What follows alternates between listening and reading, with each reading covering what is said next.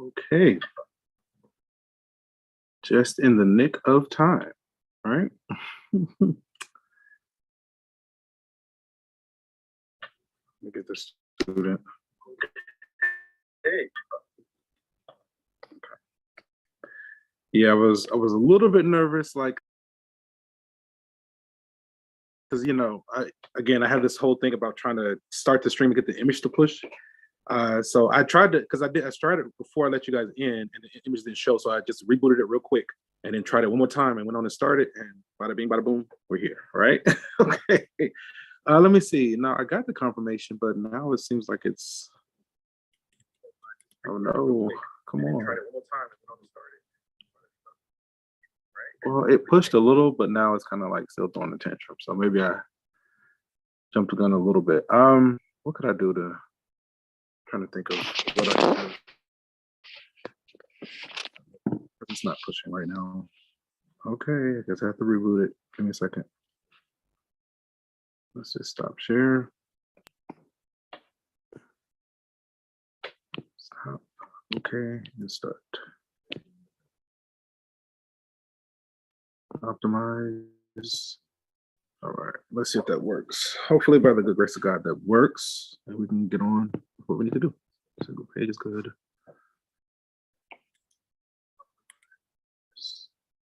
right, let's see if that works. Hopefully, by the grace. Come on. Yeah, it doesn't seem like it's working. Darn it. Let's see if that works. Okay, let me get rid of this. Ho ho ho. Let's go here. Full screen.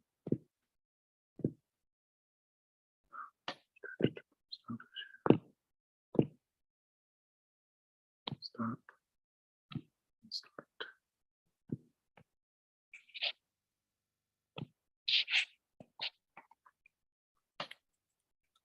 Okay, I should be able to see my desktop.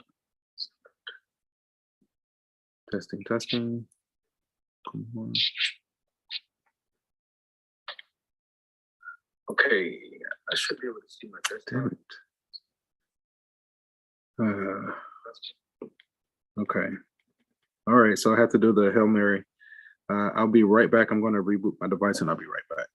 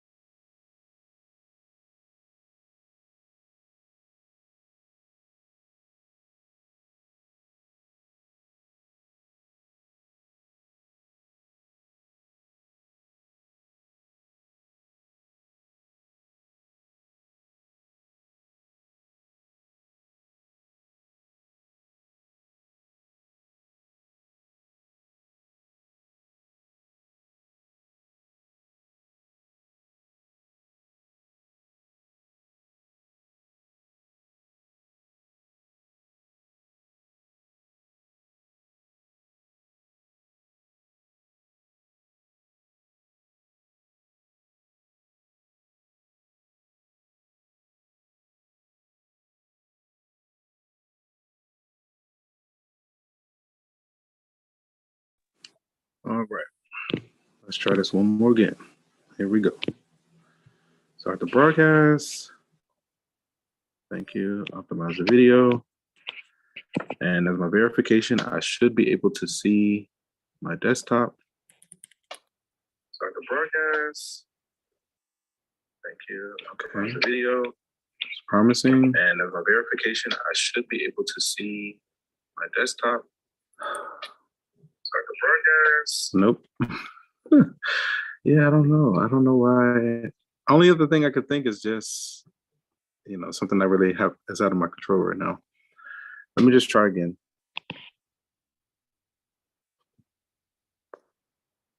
Okay, we got the same people. Let me stop and share. Oh, you know what? That could be it. I'll get him in just a moment. So just trying to get this thing to push. Oh, you know what? I should be able to see my desktop. I'll get him in just a moment. So just trying to get this thing to push. Oh, you know what? Come on.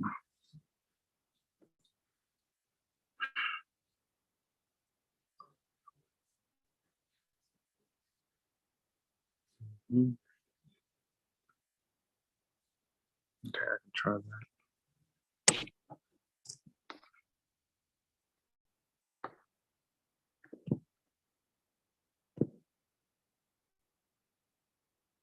Start the broadcast. Yeah. That's promising. Come on. Turn over.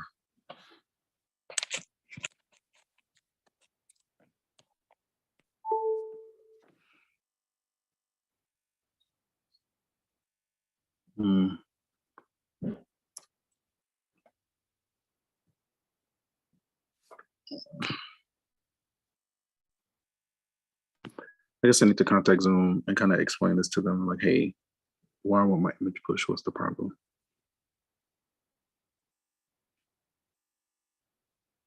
And I've even done a hard reset. Like that's usually the thing that works.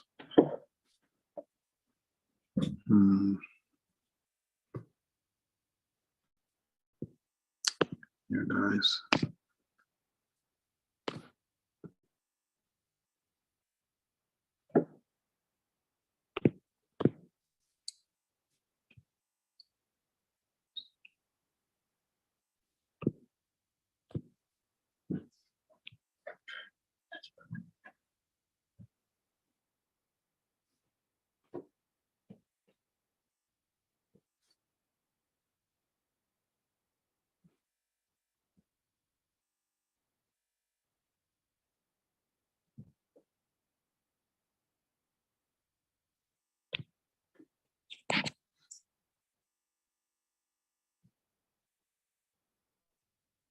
All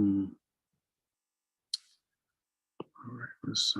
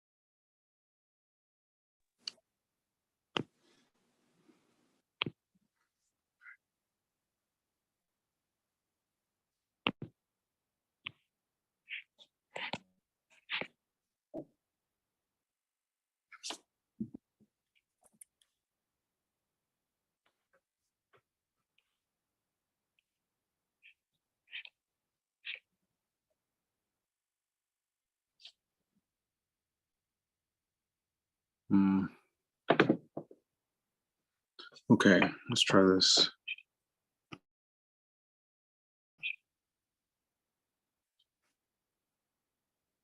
I'm not really sure what else I could do, guys. And because it's totally just being temperamental. Like I don't know why the image won't push. Um, and after whatever worked in the past, I've tried the same thing, and it's just not working. I could just do a podcast kind of style, I guess. What else could I do? Let me try this. Forget this.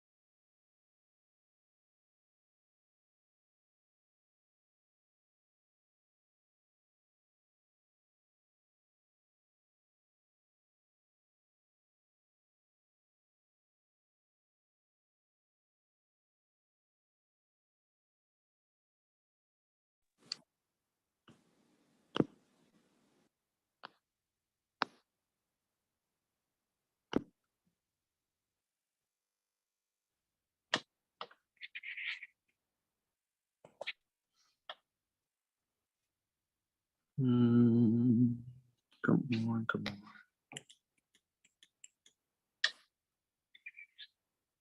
Okay, I can see that. If I see my desktop, okay, I'm gonna go with it. Ho ho ho! What an adventure, right? Okay, all right. So we're in there. I can see my. I got my. Finally got my confirmation. Right. So let me go ahead and get the student if he's still there. Yes, and I think he was here earlier. But let me just make sure I got him in this credit. All right, guys. I really do appreciate your patience. Oh shoot! I gotta log back into this, don't I?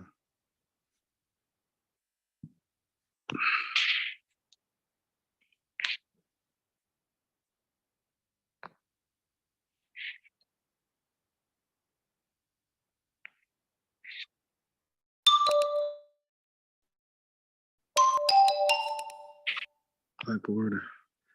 Guess we had to like dust off the cobwebs to get everything working, because we've been on spring break. Everything has been shut down. I don't look at this stuff. Okay. Nope, wrong one. Right there it is. Are you ready? Okay. Let's go with this Blackboard. Let me see as far as announcements go. I just trying to make sure I got credit for the student, and then we'll get started. Because I can see my image. I know it's being pushed. So attendance. And it was right there. Got him. Okay. All right. Sorry about that, guys. Yeah, that's just how it goes. Like that worked. Even after I did my hard reset, right? Um, single page. Yeah. Only thing I think that worked that like got it to push. I had to like clear. Sometimes like even after a hard reset, I had to like forget my network in the settings, and that does like that resets the cache or something like that. Something in the background. But when I just basically forget the network and like kind of reset everything, and then when I log back in, it seemed like it worked. So okay. Anyway, we got in there. Okay. So let me see as far as announcements go. So welcome back from spring break, right? Hopefully you guys enjoyed your spring break. You did, got some rest, did a lot of whatever you wanted to do, did a lot of whatever you needed to do, and you got a nice little mix and a balance. Right. So we've made the halfway mark. I've calculated your midterm grades, right? I haven't got a chance to post them because I guess because I'm working on an iPad. When I was on campus trying to submit them, for whatever reason, it wouldn't let me load the grades. So I was like, okay, maybe I need to come back and do it on my laptop. So, I just haven't had a chance to take out my laptop and load the grades, but I've calculated them. So, you know, at this stage on your academic career, I mean, you know what midterm grades are, you know that they're, but let me just say this. So the midterm grades, all they are, it's just a snapshot of where you are at this moment in time as far as our courses are concerned, right? Anything can happen for anybody from this point going forward. I've had people that's at the bottom of the bottom, and then they snap out of it and they're like able to get in what they need in by the end of the semester, and they're okay. I've had people be at the very bottom and then finish with like a B or A. That happens all the time. The other happens as well, but that's more rare. So I do intend to get those loaded pretty much right when we get out of class. I'll just go ahead and load the data that I have. And again, like I said, I just think I need to be on my laptop to do that. That's the main thing. Another thing, so one, hopefully you all are like making use of the tutors, you're working together. Even with these exams, right? Like if you're going back and working on old assignments to improve your score, you can even take these exams and sit down with the tutor and say, hey, can we work on this together? Right? It's totally okay. Right? You get unlimited attempts. It's only a 10% late penalty. So if you've gotten less than a 90 on an exam, you can just take this material, go sit down with the tutor who you've already paid. Right? You've already paid the tutors. Right? So it's a good idea to take advantage of them, and they should be able to help you. Right? Just take it, say, hey, can we work on this assignment together? Right? And it's okay. For right now, it's okay. Like nobody has say, hey, you can't do that or whatever. Nobody said anything. So I was like, look, just take it. You got a late penalty, but again, an A minus or even a high B is still better than like nothing. Like that's way better. That's even better than, something, right? So, you can just take it, sit down. And again, the intent of this course, I'm not trying to do high rigor. I'm really just trying to introduce the pertinent or the necessary or the relevant concepts to you guys. I'm just trying to expose you to it and like touch on the things I know we need to touch on. But it's not like I don't expect you all to be like mathematicians and like know this like the back of your hand. I'm really just trying to expose you, have you work on it, submit something for a grade. Really, you know what I mean, right? So that's really what's going on. Okay. So yeah, I'll submit, and I pulled the data for your grades this morning, right? So this is going to be based on whatever was submitted this morning around 10 o'clock, right? Whatever was submitted by then. Aside from that, I can't think of any other. I know I had a few students email me. I didn't get a chance to check those. So as usual, like you can ask me during class or either at the end of class if you have questions, and we can talk about it if you didn't figure out whatever it is that you were working on. Okay. So again, as usual, if you have questions, feel free to stop me and we can talk about it. And let's just kind of continue. So I think we have like 2 more sections in chapter 3, right? Let me say this. So for the midterm grade, usually what I do to calculate the midterm grade, we've only had, one exam that's been due, right? So I'll take your exam average, which is essentially that one exam. I'm going to say times 80%, right? So I'm going to say times 0.8. Then I'll say plus your homework average times 0.1. So it's scaled to 10% of your overall grade. And then I'll say plus your quiz average times 0.1. So it scales to 10% of your overall grade. And then when it comes time for the final grade, I'll just go out of my way to make sure to match whatever the scale is on the final on the syllabus as far as the grading rationale. But for the midterm, I mean, again, that's just like a ballpark. That's essentially what it is. 80% for your exam average, plus 10% for your homework average, plus 10% for your quiz average. Okay. All right. So I think we have 2 more sections left in chapter 3 that we'd like to talk about. And so today we'd like to spend some time on section 3.7, elasticity of demand. All right, so some objectives here. We like to find the elasticity of a demand function, find the maximum of a total revenue function, and characterize demand in terms of elasticity. Right. So what do we mean by elasticity of demand? That's going to be given as a function of the price X by, let's see. So the elasticity is negative X times d prime by dx, all right? Let's see, what does this tell us? So let's look at it here. So the total revenue is increasing at those values of X for which the elasticity is strictly less than 1. The total revenue is decreasing at those values of X for which the elasticity is greater than 1, and the total revenue is maximized at the values of X for which the elasticity is equal to 1, right? So the elasticity of demand, we maximize the revenue when the elasticity is equal to 1. The total revenue is increasing where the elasticity is less than 1, and the total revenue is decreasing where the elasticity is strictly larger than 1. Total revenue, how much money? Okay.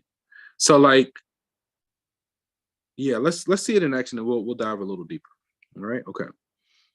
So in economics, elasticity of demand for video game rentals. The demand for video game rentals at Clicks Video Games is given by this, right? So we have our demand function, where Q is the number of video games rented per day and X dollars per rental. Okay. Video games rented during the day, okay. Find the elasticity of demand as a function of X. Find the elasticity, and we have these instructions. Okay, let's see. So we have this elasticity is negative X times d prime by d. Okay, let's see if we can do this. Let's add a page. View seamless. Let's just work with this right now. Okay. So we said the elasticity of demand is going to be negative X times d prime by d. Okay.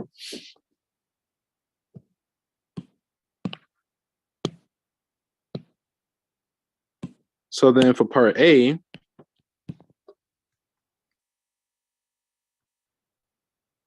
so our Q, which is our d of X,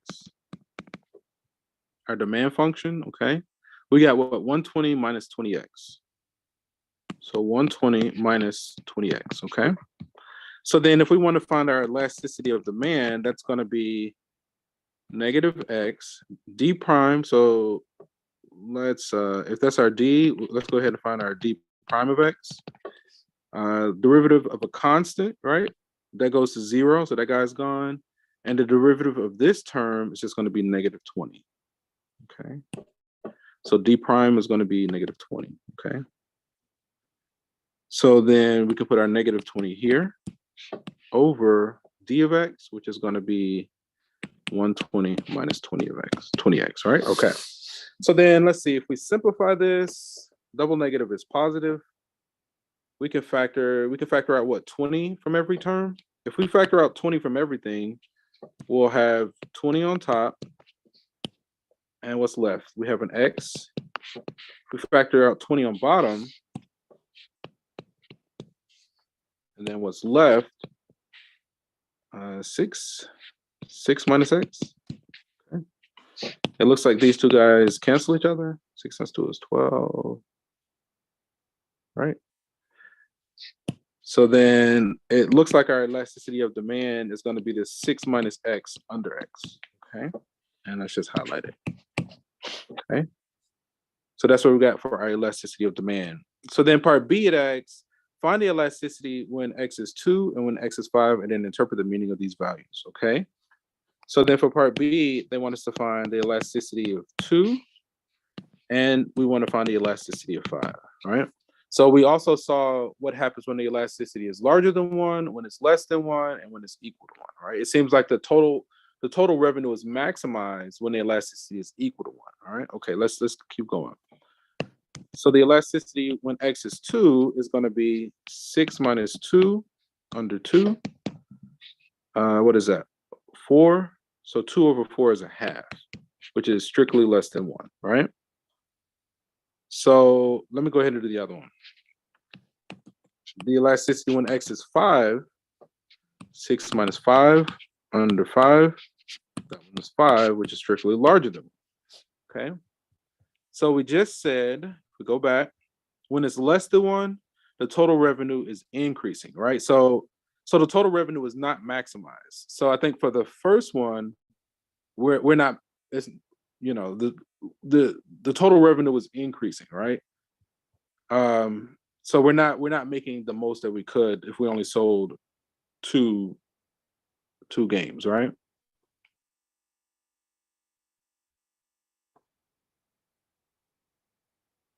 Where Q is the number of video games rented per day at X dollars per day, right?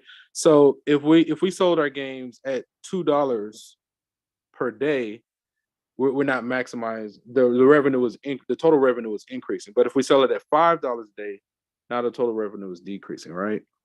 So we're just going to say that the total revenue is increasing here, and the total revenue is decreasing. The first one is if we sold it at $2 a day, we're increasing. If we sell it at 5, then we probably are charging too much, and people are less likely to purchase it because they feel like it's overpriced, right? So our revenue is decreasing. Let's kind of compare it to our prepared notes. Okay, and let's highlight this guy. So to find the elasticity of demand, first we find d prime. You see the negative 20 there. Okay. So then we got this x over 6 minus x. Okay. So then they got the 1/2. So at x equals 2, the elasticity is less than 1. Thus, a small percentage increase in price will cause an even smaller percentage decrease in the quantity demanded. Since the demand is inelastic, raising the price of each rental by a small amount will increase the total revenue, right? So the total revenue is increasing. Let me read that one more time. Small percentage increase in the price will cause an even smaller percentage decrease in the quantity demanded. In other words, since the demand is inelastic, raising the price of each rental by a small amount will increase the total revenue, right? That's the main takeaway there. Let's look at if we charge $5 a day. Since this elasticity is greater than 1, a small percentage increase in price will cause a larger percentage decrease in the quantity demanded. Since the demand is elastic, raising the price of each rental by a small amount will decrease the total revenue, right? So I feel like that last sentence just kind of like gets to the point there, right? I think idealistically, we want to maximize the total revenue. Let's look at part C. Find the value of x for which the elasticity is equal to 1, right? We want to maximize the total revenue. So in other words, we want to find the x that makes the elasticity equal to 1. So we'll do that here. Okay. So then, again, we want to set the elasticity equal to 1. So then that's going to be our x over 6 minus x. We're going to say 6 minus x. We want to set this equal to 1 and solve. Let's see. We could cross multiply. One second, guys. Let's see. Actually, with something like this, I like to set it to 0. So if I subtract that 1 on both sides, minus 1 is going to be the same as, I'm going to rewrite that 1 as 6 minus x over 6 minus x equal to 0, right? So then I'll continue over here. If I do this, we're going to get x minus 6 plus x over 6 minus x equals 0, okay? So then we'll have 2x minus 6 over 6 minus x equals 0. So again, a fraction is going to be 0 when the numerator is 0. So if we set the numerator to 0 and solve, 6 divided by 2, x equals 3. Okay. So then it looks like if we charge $3 per day, we're going to be maximizing our total revenue. Right? Like I think if we charge $2, we would have some revenue, but then we could probably charge a little bit more and get away with it, right? And get more total revenue, right? So a small percent increase, yada yada yada. So again, the two was too little and the 5 was too much. So then the optimal charge or the optimal amount we should charge should be this $3 per day. Okay. All right. Single page. So we worked on B already. And you see the 3. So let me see. So this is the price that results in unit elasticity. At $3 per rental, Clicks Video Games will maximize its total revenue. The demand. Oh, I forgot to do that part, but that's okay. So then the demand is going to be, if we charge $3 per rental, is going to be 60 rentals per day, and the revenue is going to be $180 per day. All right. So again, our elasticity function says that we maximize the total revenue if we charge $3 per rental. If we charge $3 per rental based on our demand function, we're going to be able to sell 60 rentals per day, and then 60 times 3 is going to generate $180 per day. Okay. Okay. All right. Let's see what else. We're going to leave this as an exercise. Okay. Let's see what else we got. Let's take a look at this one. So it says Wayne's Honey Farm sells honey based on moisturizing cream for $12 per jar. At this price, it sells 14,500 jars per month. To see if the price is too high or too low, Wayne's Honey Farm raises the price to $18 per jar. At this price, it sells 1070 jars per month. Use the exponential demand function this to find the following. Elasticity of demand. Okay. Give me just a moment, gentlemen. I'll be right back. So, take a few minutes, like to just try what we did before. Remember, elasticity of demand was E of X is negative X times D prime over D. And the total revenue is going to be maximized when the elasticity is equal to 1. Work on this for a moment. I'll be right back.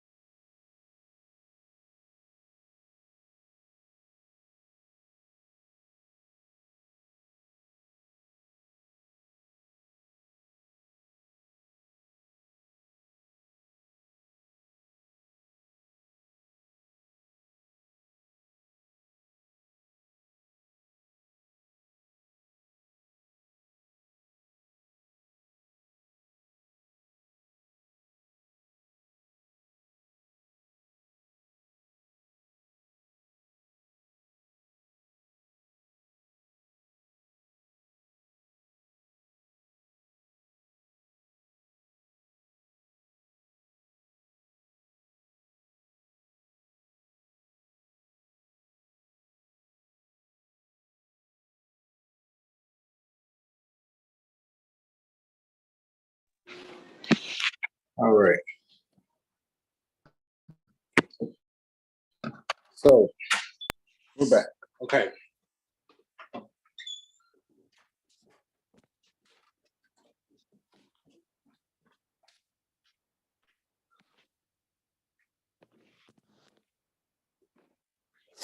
We got here.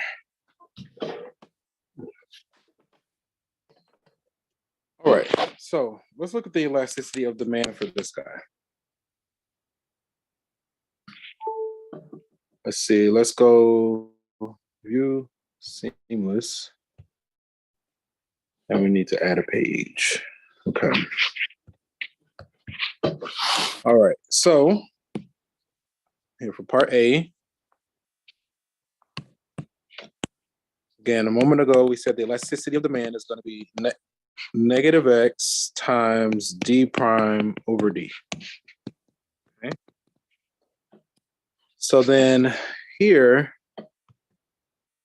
our demand function, so Q, which is our demand function, 26,380.746 times e to the negative 0.04987x, right? So we can essentially do the same thing we did last time. We just have to update it with this information.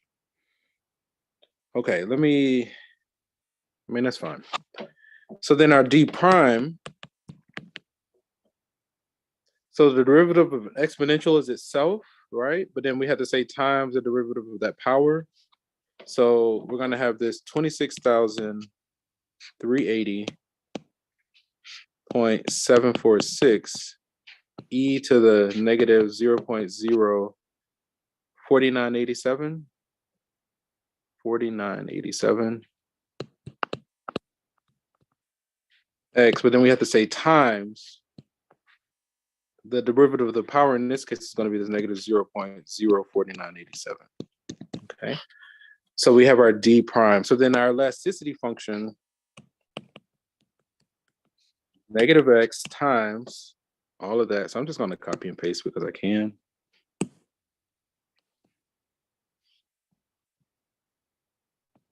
Copy, paste. All right. And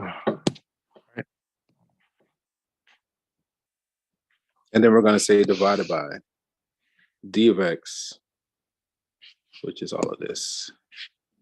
I guess I can just paste what I have and remove this guy, right?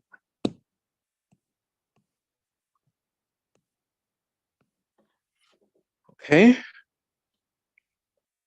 So then it looks like this is canceled by this. Okay. And it looks like our elasticity of demand function is going to be this 0.044987 times x. Okay. And that's an equal. So find the elasticity. So this is what we got when we did it, was this guy here. Hopefully we did that properly. And then find the price at which the honey farm should sell the jars of demand to have unit elasticity. In other words, they want us to maximize the total revenue. Okay. So in other words, for part B, find the value of x that makes the elasticity. It makes E of x equal to 1. Okay. So then we're going to say this 0.04987 4987x. We want to set that equal to 1, and we're going to say 1 divided by that decimal.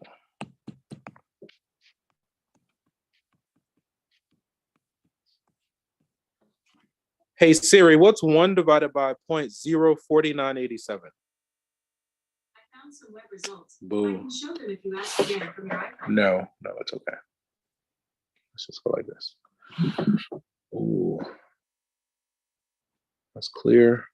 1 divided by 0.04987. Okay. What's the context here? Price, okay. So we get approximately $20, is that right? And 5 cents. Okay. So then based on the demand function, if we plug that into the demand function,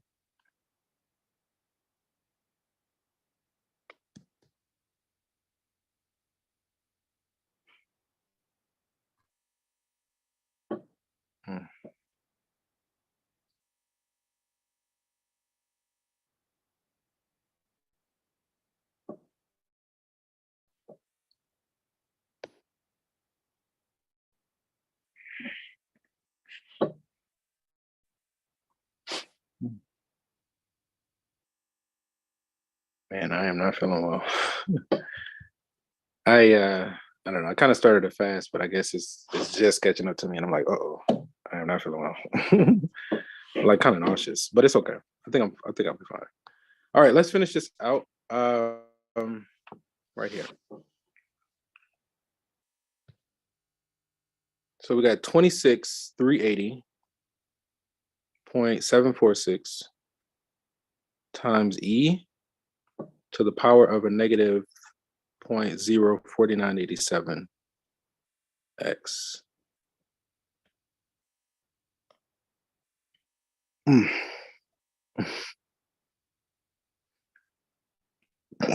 Okay.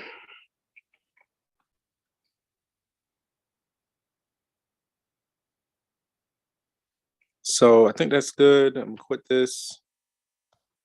I want to call on that function that I just typed in, and how do we get that 20? We said I'm going to do my 1 divided by 0.04987, just to be exact. So honey, so it looks like 9705.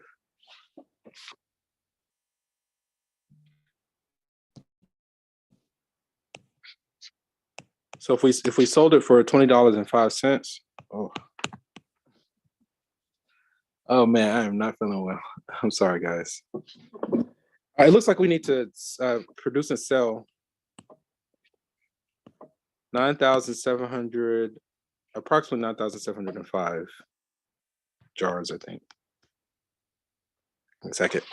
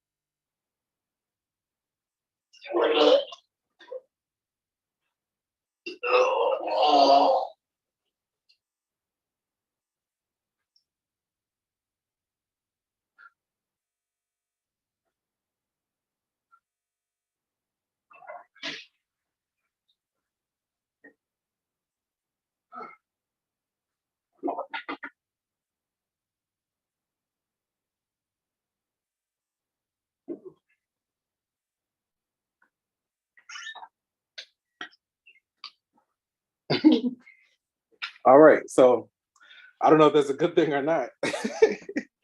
You sure you don't want to stop here for today? No, I'm okay. You I'm sure? good. That didn't sound okay. Yeah. It's I I'm don't here. want you to overdo it. You know what I'm saying? Oh, I get it, but I'm here. It's only 10 minutes. Like I actually feel okay. It's just my body's like, nope, you got to get this out now. So I was like, okay. So let's just hang out for at least 10 more minutes. I want to say I do have like, and I feel fine. It's just my body's purging. I was like, whoa. So I had to listen. But I want to say that like whatever it is I would say, I want to say it is in my recording, right? My pre-recorded lecture. So, it'll be okay. But let's just try to finish. At least let's like for 10 more minutes, right? Because we're here. Okay, so when we did it, we got this. And I just had to go. So gotta go. But yeah, that's what happens. And I mean, it's my fault. It's nobody to blame. I totally I'm kind of just trying something, and that's just what happened. I was like, okay, I know what happens when I do that. So lesson learned. You just live and you learn, you survive, and you keep moving. Life doesn't get any easier. We get stronger, and whatever doesn't kill us makes us stronger, right? So if I survive, then I'll just be stronger, but I'll be fine. Like I don't even feel like that. I just had to like purge. Okay. Yeah. It's kind of weird. And it's weird because I feel fine. Anyway, let's keep going.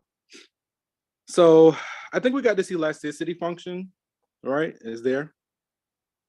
You see the 20.5. So again, Wayne's Honey Farm should sell its jars for $20.05 per jar. This would maximize the revenue. The monthly revenue generated would be, I think we forgot to find. Oh, we did that number, right? No, we forgot to do the revenue. No, we plugged that in. I think we forgot that part. 20, the revenue. Where'd it go? Let me see. What do we have?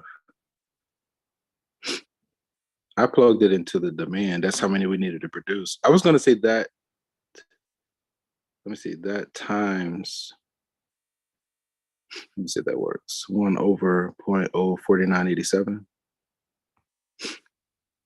4987. Okay. I think that's it. Is that it? Yeah. Okay. So we just didn't finish. We were essentially there. All right. Now they plugged it into the original function. I think what I did, I plugged it into the demand function. Let me see. Find the price, because we got all these numbers.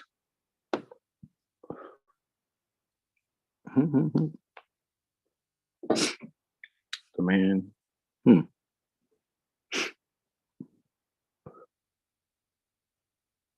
Anyway. So yeah, we can confirm that this all worked. All right. So the elasticity, again, we set the elasticity equal to 1. We got the 20.05. So $20.05 per jar would maximize revenue, and the monthly revenue generated is the 194. Now let me see. Let me look at this real quick. There it is. Okay. Yeah. We did the same thing. I was like, why does it look so different? They didn't just plug it into their original. They actually did what we did. Because basically what we were doing was plugging into the demand function. We get an answer, and then we had to say the answer times the 20.05. And we got this 194,605, right? And I think they got approximately the same thing. You see it there in the lower right-hand corner. That was that picture. Like I've been having a lot of like Seinfeld experiences, like because there was this episode of Seinfeld, they go to the cookie shop, and he was like, my streak is over, and I was like, I'm thinking about this stuff. I was like, dang, I don't remember the last time I threw it. Like I don't really get sick, but again, I am doing a fast. I totally overdid it. That's what happens. You just got to be careful, do your best, and we did make it to the end, so it wasn't that much more. I know we had a lot of like hiccups from the late start to I had to stop a couple of times, but that's just how it goes sometimes. Okay, so elasticity of demand, to me, it wasn't too terribly bad. All it is just this technique that shows you, it kind of shows you how to maximize your total revenue. Like if you don't charge the right amount, it's based on the demand function. So if you have your demand function, then you can maximize your total revenue. If you get a result that's less than 1, you're charging too little. If you get a result that's larger than one, you're charging too much, right? I think that was how we got it. So the goal is once you have your demand function, you want to maximize your total revenue. So then you set your elasticity of demand equal to 1, you solve. So then it says at that price, you're going to maximize your revenue. You plug it into your demand function. That's how many units you're going to produce. And then you say the units produced times that price will give you your maximum total revenue, right? Okay, 15 minutes. I can stop 15 minutes early. Did you have questions before we kind of go our separate ways?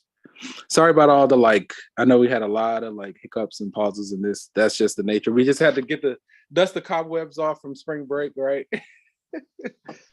Well, I had some homework questions from Sure, we can talk about that. Aside from those questions, did anybody else have any other questions before I let you guys go?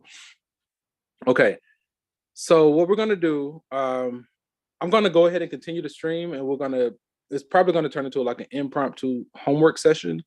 If you don't have questions, you're welcome to leave now, and we're just gonna kind of hang on the line and just kind of make our way through these homework questions, all right? So if there aren't any other burning questions, I am going to officially end the session here. From one beautiful mind to another, take care.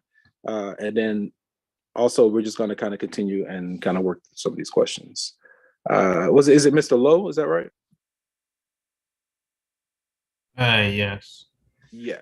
Okay. About how many questions did you have in mind? Well, there's a lot of questions that I have, but we can just do one section. Did you already email these to me? I think I emailed some, but not all of them. Okay. Well, we'll just take them question by question then, and just the best even right now, just to go ahead and email it again. Use the Ask My Instructor, send it to me, and we can talk about it.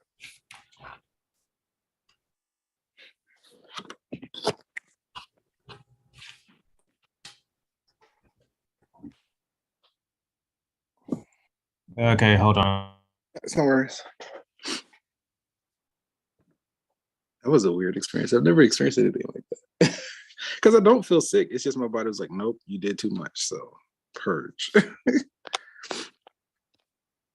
feel fine. That's interesting. So while we're on the line, we're just waiting for the questions to show up, and we'll pull them up and talk about them.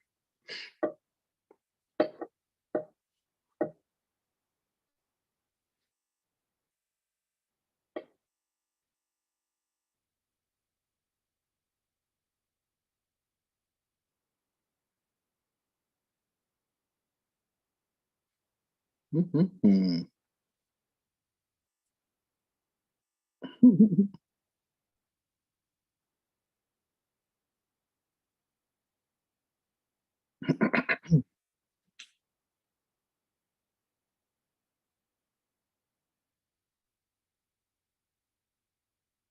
Morehouse?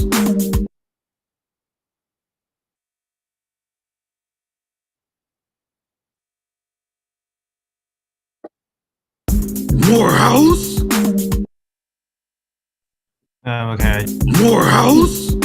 Oh, that was you sending. Okay, I got you. All right, so let's see what we got here.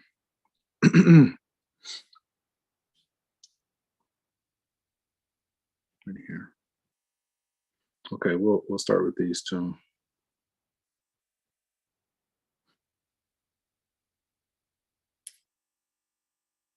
Yeah. Let's see. It says find the relative extreme points. Sketch the graph. Okay. Let me see if I can.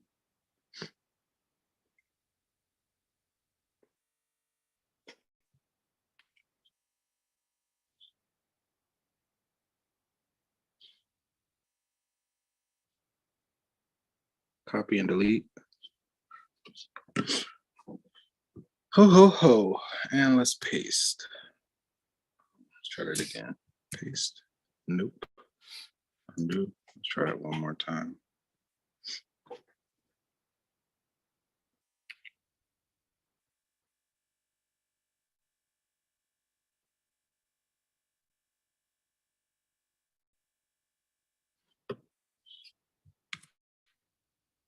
There we go. Okay, so here's the first question. So this comes from section 3.1, question 55. We're asked to find the relative extreme points of the function if they exist and sketch the graph. Let me crop this some more. Crop.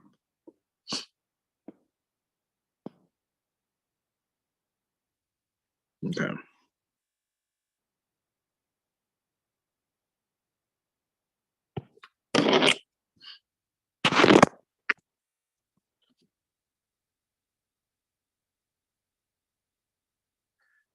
All right, so we got this rational function, a relative extreme points if they exist, and then sketch the graph. Let's see.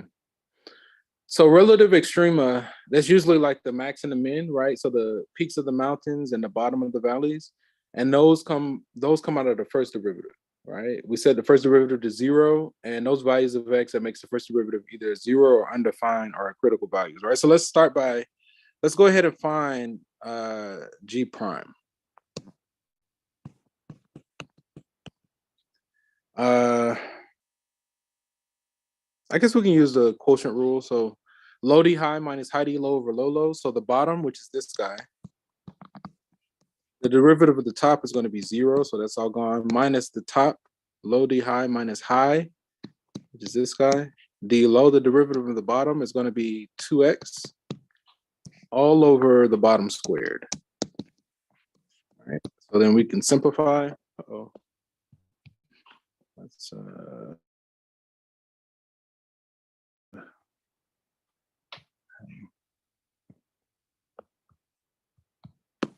review seamless.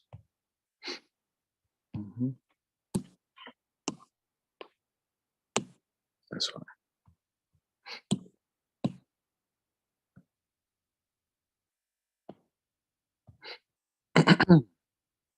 Okay.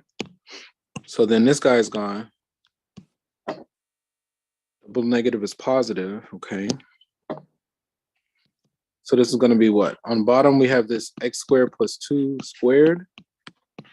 6 and 2 is what? 12. All right, I think that's good there. So then we want to set this to 0 and solve.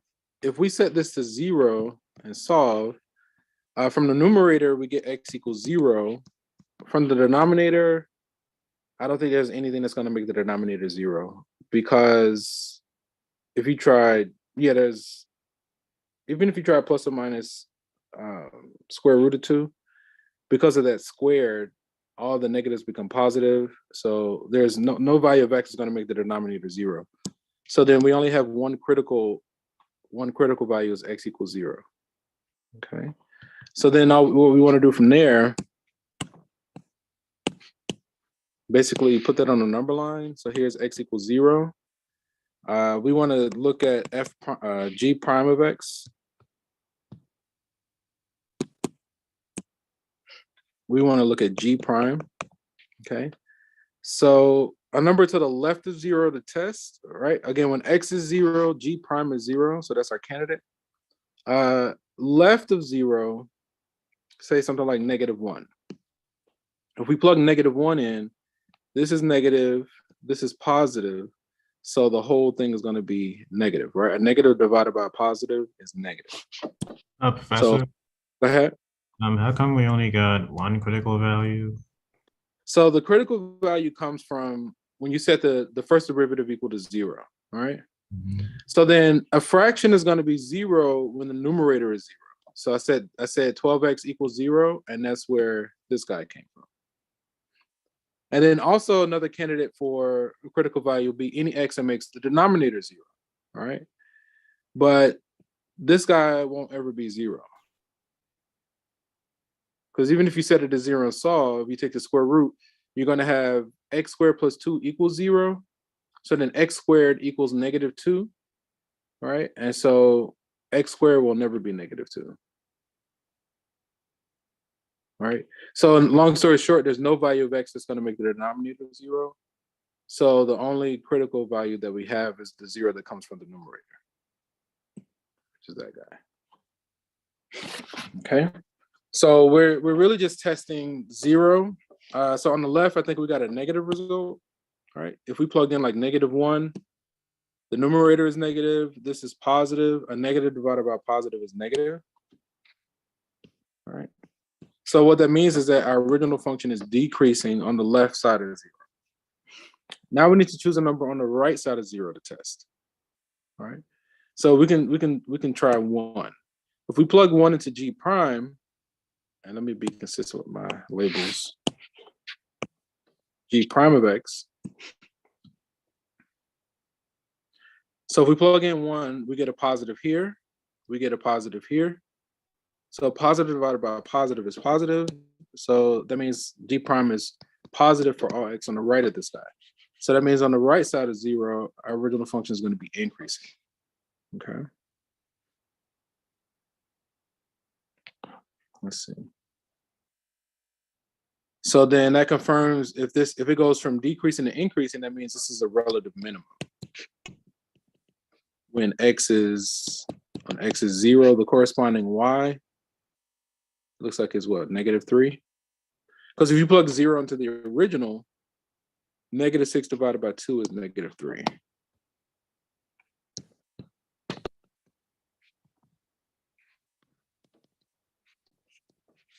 So we got a minimum there. We probably have a horizontal asymptote.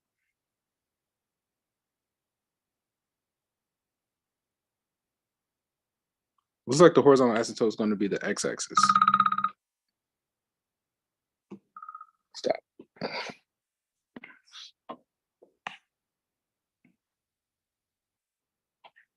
All right. Because if you let x go to positive infinity, you're basically going to have a fixed number over a really large number. So this is going to tend to 0. And if you let x go to negative infinity, it's going to be the same thing. All right. So the horizontal asymptote is going to be the x-axis. So I'm just going to do a rough sketch. I'm anticipating an image that looks, this is our positive x and this is our positive y. And say here is our -3. I'm anticipating an image that looks something like this. So the x-axis is a horizontal asymptote. It passes through this point and finishes close to the x-axis. I'm anticipating an image like that. All right. Can I share this?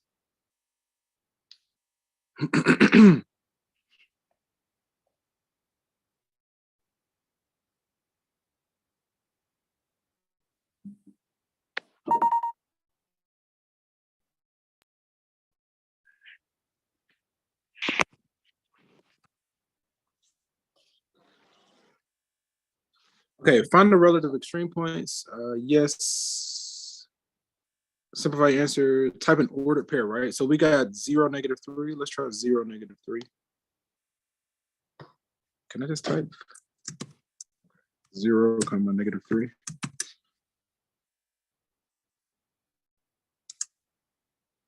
Okay. We didn't get any maxima because we only got that one critical value. So we're going to say there are no relative maximum points. And the graph that we got is A. Now, again, we could choose a few additional points to just check and make sure that it works. But yeah, we got A. You could also use Desmos and just type it in and look at it as well. Just make sure you have the proper window. Okay.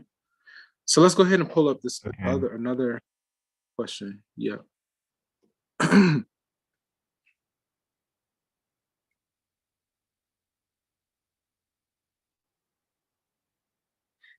It says that data on nutrition, various countries. That's the final question. Use the regression to fit a cubic function to the data, where x is the okay, and fit a quadric. Let's see, what are they doing? Do an example. Continue.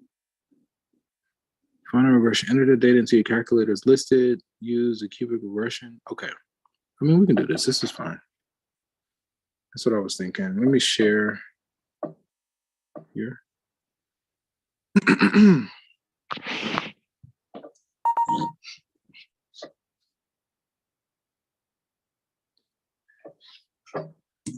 zoom in. So, okay. So in this one, it says that this comes from section 3.1, question 97. It says the data in the following table gives a measure of nutrition and the projected life expectancy for various countries. Use the data to answer the following questions. Now, let me think about this. Because I'm just realizing that everybody might not have a. So we might be able to do this in like Excel or numbers. Because, so like, for instance, when I click on the view an example, you know, basically you have to type this data into your calculator. Let's see, let's try to do it for this one. Here, actually, let's do the view an example. But the thing I'm thinking about now is that I do acknowledge that everybody doesn't necessarily have a graphic calculator, at least the one that I'm using. We could try to do this in numbers, which is similar to Excel. But let me try this real quick. Right here, this one. Okay, let's see if we can do it. Reload or refresh.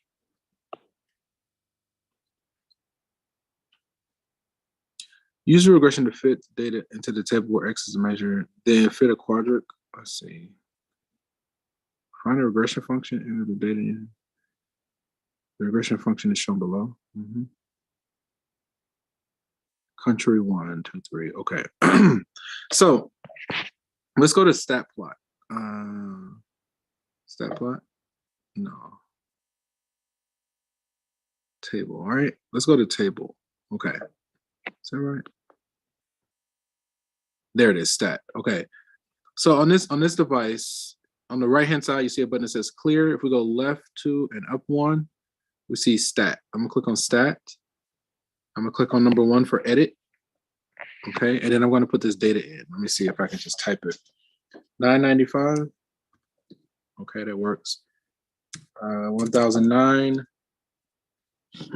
720. 1187. 756. 1162. 618. 1097. 1281. And 811. Okay. Nope, that's not 811. Okay.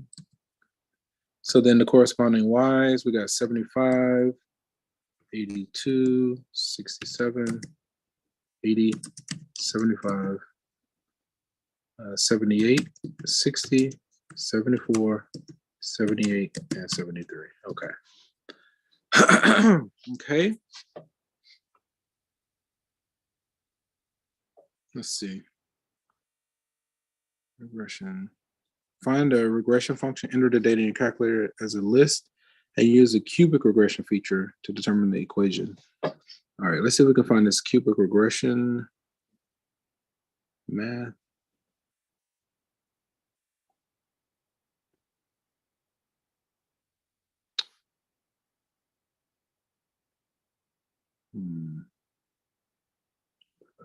Let's see here. Calculate. There it is. Linear regression, quadratic regression, cubic regression. Okay, let me show you how to find that. So if I go back to stat, and then if I go to the right to go to calculate, and cubic regression is number 6. So I'm just going to click 6.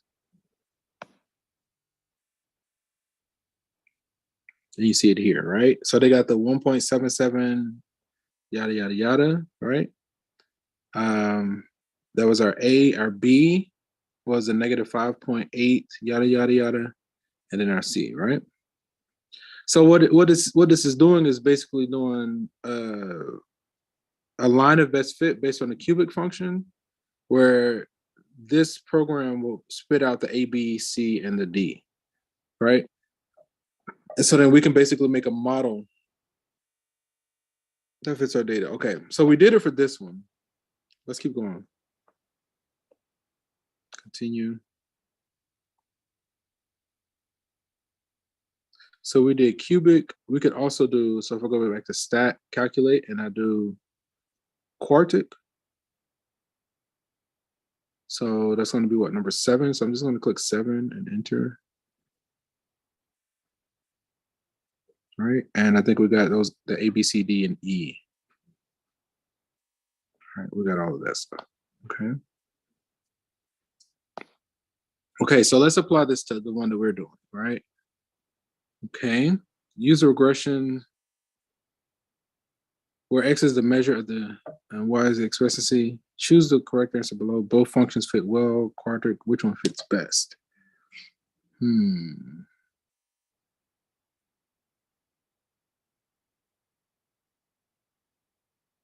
Okay, let me see one other thing. Okay, we can do that. We got that. Graph the function, then they use that window, but that's fine. Quadratic. Professor, how'd you get that calculation again? The quartic regression and all of that? Yeah. Okay, give me a moment. So like, do you just put these numbers in like a graphing calculator? Do you have a graphing calculator? Yeah. You have this 80, like something similar to what I have? Yeah, something similar. Okay. Look at the two regression rules and which fits better.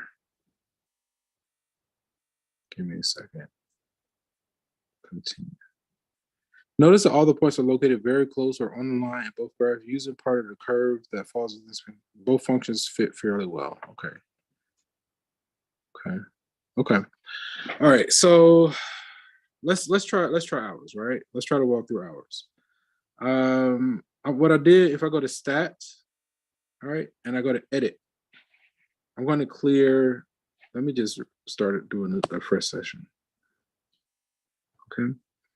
So on this calculator for this data, I go to stat, and then number 1 for edit, and I'm basically typing in the measure of nutrition versus the life expectancy at birth in years, right?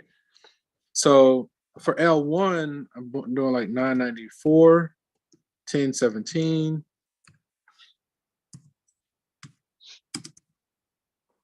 727, 1192, 772. Is this okay so far? Yes.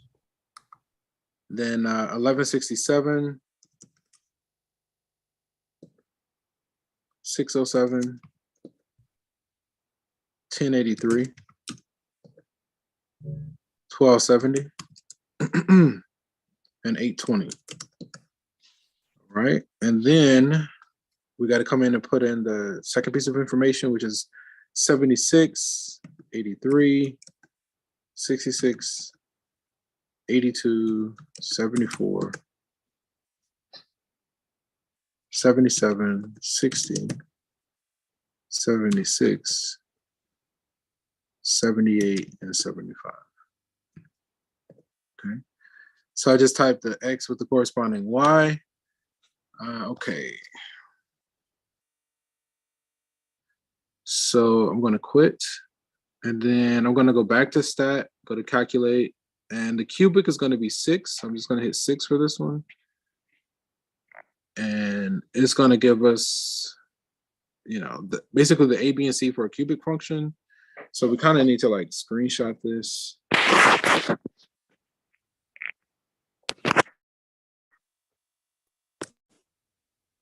Because what we need is a copy of the A, B, C, and D.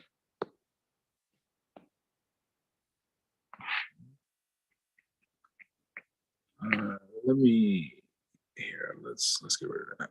Let's do copy and delete, and we'll drop a copy here. Paste. And for the graph, AX cube. Let me see. Can I go to stat?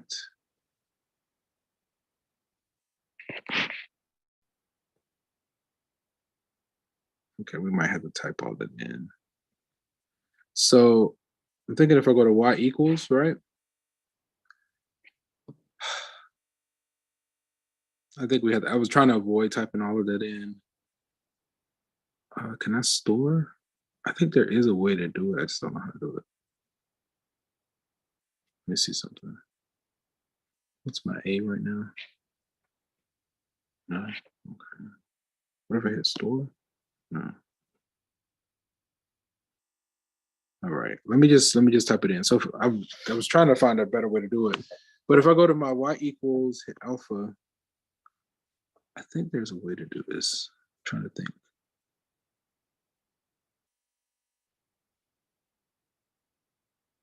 All right, let's just type it. So if we do the 9.094437 times 10 to the power of -8.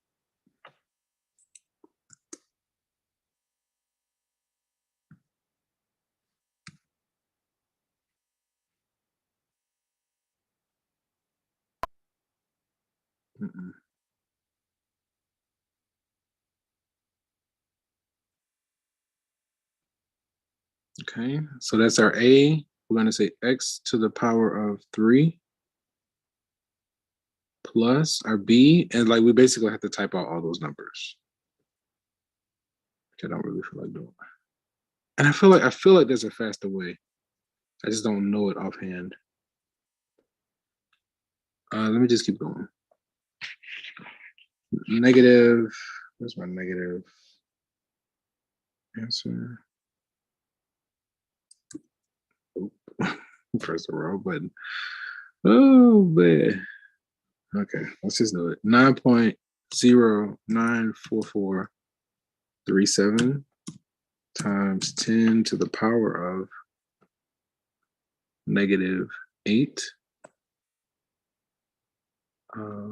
X to the power of 3 plus, then we got to do this negative 3 point, we got 351969 times 10 to the -4.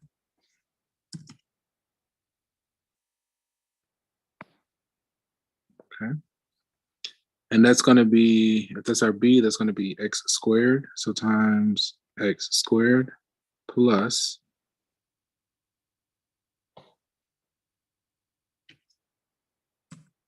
Are you just typing the equation down? yeah, basically plugging in the A, B, C, and D into that cubic function. Oh, but I think I've been making mistakes because I just realized one of my keys is not working. Let me insert a decimal there. -3 point, yep. Insert, no. I need to insert a decimal here. 0.4, okay, this one. I think my decimal here should work, okay. 40, 77, 24, 69, 63, 69, 63, okay. That was our C, which is our X. So I'm just gonna hit X. And then the last one is the minus the 84.9507, 6043. Okay. Okay. So then I'm also gonna go to stat plot. I'm gonna turn stat plot on. And I think we need a certain window. X's, the X's, it looks like the maximum X is like, I see 1270. All right, we just need to make sure to do a proper window.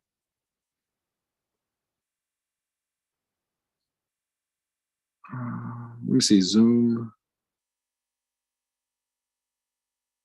I'm gonna do zoom fit, or actually let's do zoom stat. Let's see what happens there instead, okay?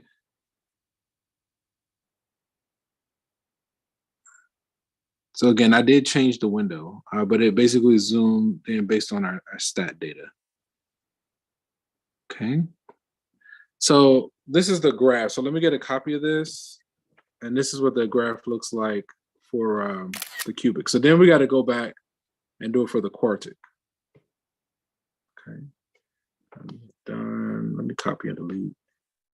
And Professor, are you typing in those equations. And I'm going to paste. We're typing in those numbers into Say that again. we're typing in those numbers from the table and into your calculator. Where did I type those numbers in? You know, from the regression table. Yeah, that was in my y equals. All right. So I was in the y equals here, and I basically typed out all those numbers. Because, you know, this for the cubic regression, it fits the model ax cubed plus bx squared plus cx plus d. So I plugged in the a where I had to type out that long decimal times x cubed plus the b. Hopefully I didn't make any mistakes. X squared x. All right. Is that okay? Can you see it? Kind of, yeah. Okay, let's do it like this. So here, right, over here on the left, where it says cubic regression, we basically is doing a line of best fit for this data, right? It's just trying to fit this data to fit. It's trying to have this data fit a cubic function, the ax cubed plus bx squared plus cx plus d, and it's giving us the function that's going to get as close to as many points as possible. So then, you know, our A, B, C, and D is given. So we basically plug in this A into that model, plug in this B into that model, plug in the C into the model and the D into the model. And then we're basically from there, we're just looking, seeing how the curve, how close does it get to our points? We're just eyeballing it for now. Because we need to go back and do something similar for, that was cubic, we need to go back and do it for quartic, right?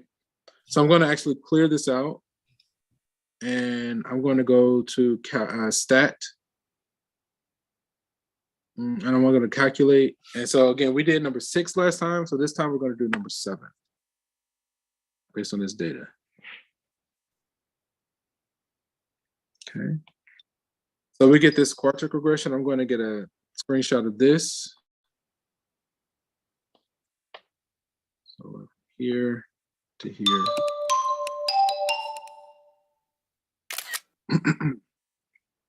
I'm going to copy and delete. And we'll just drop it. We'll put it here under this guy so we can paste. Okay. All right. And then, so then we need to type all this in as well, right? So we can get rid of that. Let's go to our y equals. And we just need to, now, again, the previous one we fit it to a cubic function. Now this one we're fitting it to a quartic function. So a function to degree power 4, right? Okay. Let me see. Give me just a moment, I'll be right back.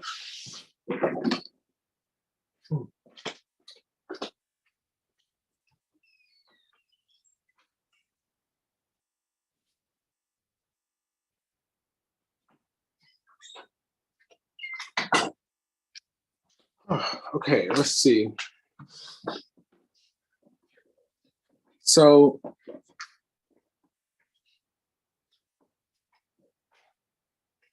hey, Google, change the light brightness to 100% and change the light color to soft white.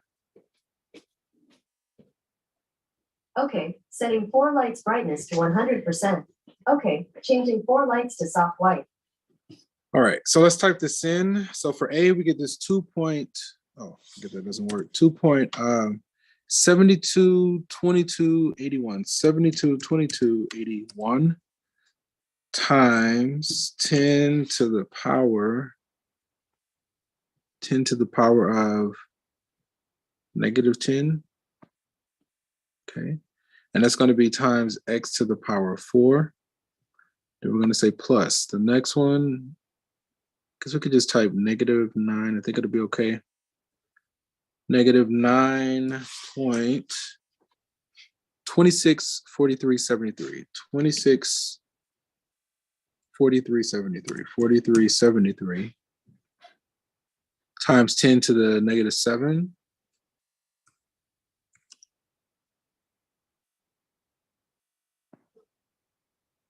Okay. That's our B. We're going to say times x to the power of 3. Okay. So then we're just going to say plus. I think we're okay. Okay. So then C, we get this, we'll just do point 001058, 001058, 8188, 8188. Okay. So if that's our C, it's going to be what times x squared. So then x squared. Our D, so I'm just going to say plus. I know it's, I think it works. That's the only reason I'm doing it this way. Instead of just writing a minus, I think it'll work. We got point 42, 420881, 420881, 00427. Okay. And I think that's going to be times x. And then we're going to say plus. The last one is at 95.1643.11.2. 1643.11.2. Okay. So I think that's all the coefficients plugged in. X power 4, x power 3, x squared, x, and the constant. So then I'm going to quit this. I'm going to go to zoom. And I want to zoom based on the stats. I'm going to go number 9. Oh, yeah. Yeah, right. I think this is our, they're about the same, right? They do about the same job. All right. Well, let's get a copy of that.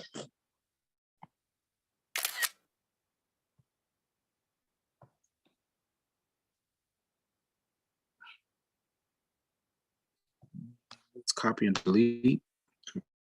Paste. Now, here. I want to paste.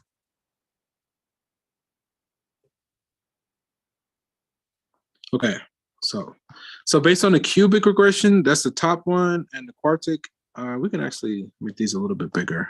Let's crop here.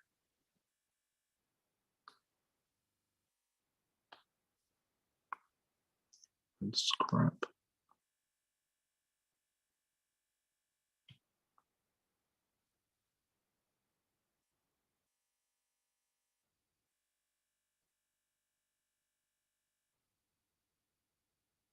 Okay, that's pretty good.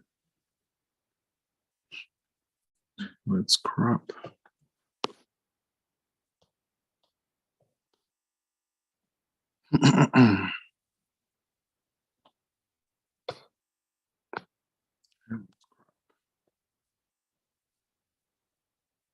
Okay.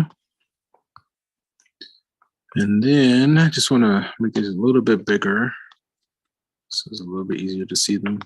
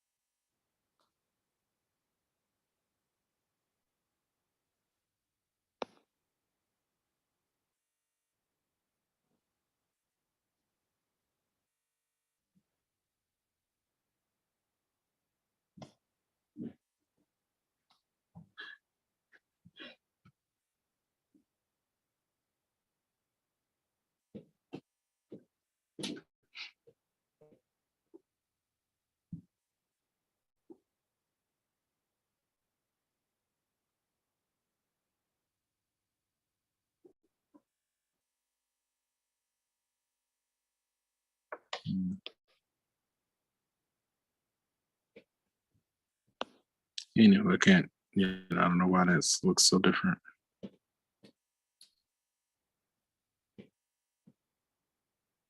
Anyhow, that's fine.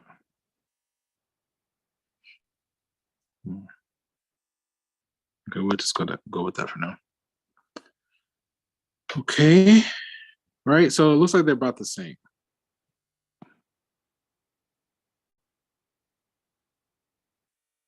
Clear. Okay.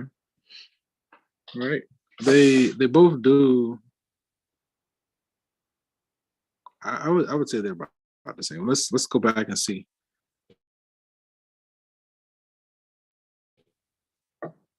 Okay, so both functions fit fairly well. I think I'm gonna go with that. Let's see what happens. Okay. What's the domain of the function? So the x values measure interval notation.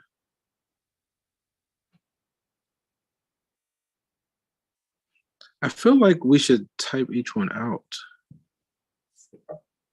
Let me click on the view and example. Let's see something real quick. We did all of that. Okay, so they did 618. So basically the smallest of the largest and brackets. 618. There's a 618 and 1281. Okay. So then we just do the smallest of the largest. Turn this off. So the smallest for hours, I see a 727, 607. Let's go to 607. Comma. The largest, there's a 1270. I think I'm gonna go with that.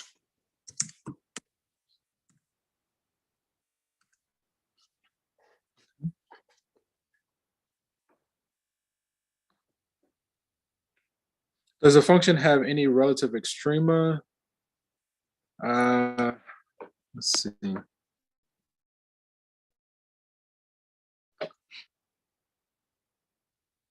I mean, there's kind of one. What's that? Whatever that x value is there. Let me see what they do. It looks like we have one.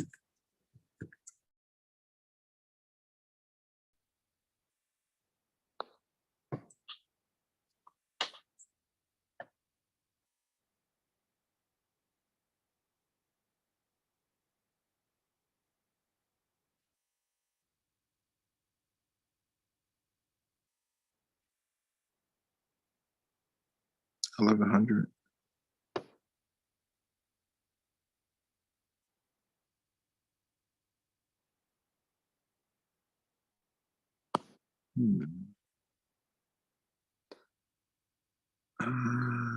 May have, right? It says it's not clear. So it looks like 1100 is our candidate. And if we look at the graph,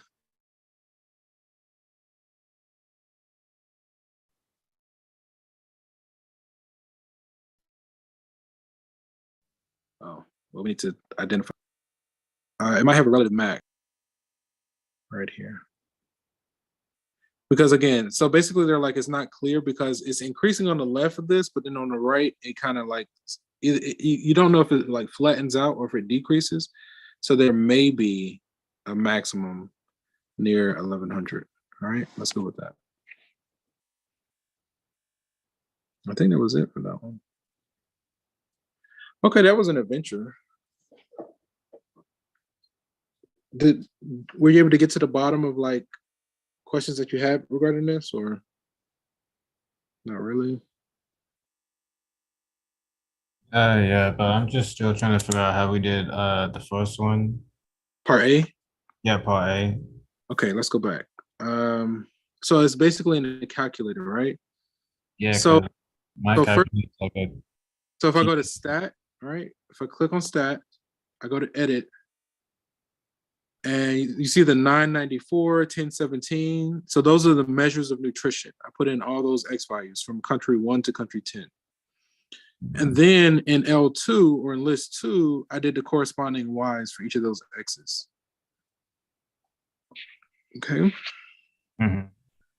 So then once I'm done there, I basically exit out of this. I'm gonna hit second mode to basically quit.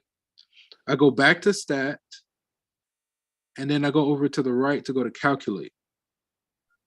So then for the first part, for the cubic regression, I hit 6. So I'm going to hit 6 for the cubic regression, and then I'm just going to hit enter. So it's like basically running a program. And so then it gives me so for a cubic function, it gives me the corresponding A, B, C, and D so that we can have a cubic function to get us close to this data. All right, and we typed all that in before. I should have just kept it so we could see it again, but are you okay from there? Yeah, because I know my calculator is different. I have a TI 84. What kind of I didn't hear you. I have a TI 84, so I know that the way to do Okay. it is pretty different. It should be close enough. Were you able to get the part that says cubic regression and quartic regression? Are you able to get there? Are you still typing? Yeah. Okay.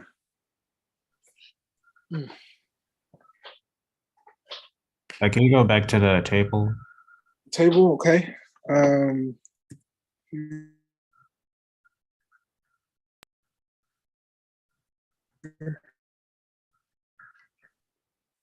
This one.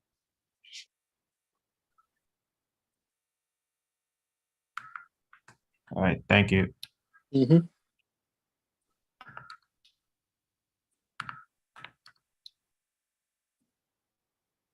So yeah, this example is tedious. You know, I'm not even going to argue that, but I do think it's interesting.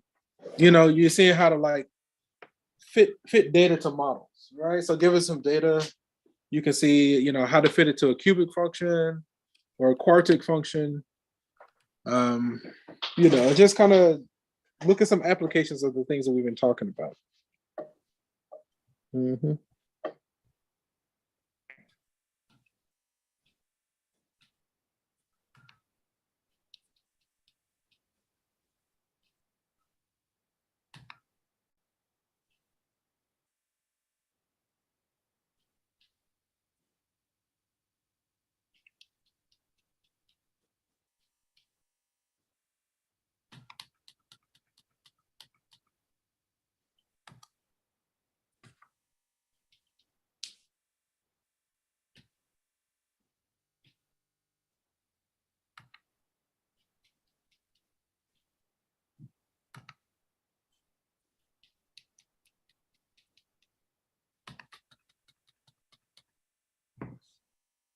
Now it says that I need to list So Y.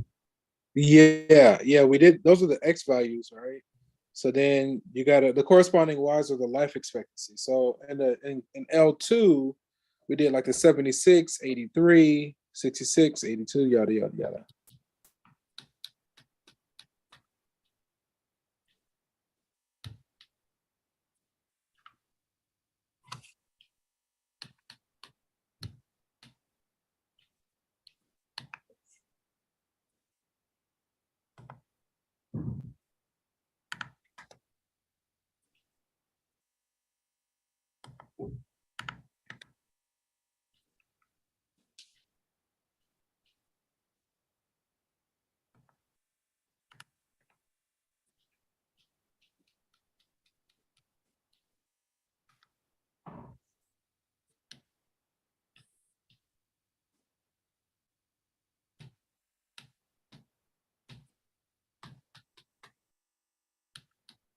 I think.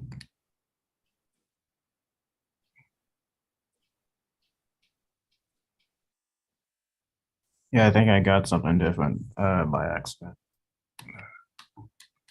So more than likely you type something in wrong somewhere. Just check your entries really quickly.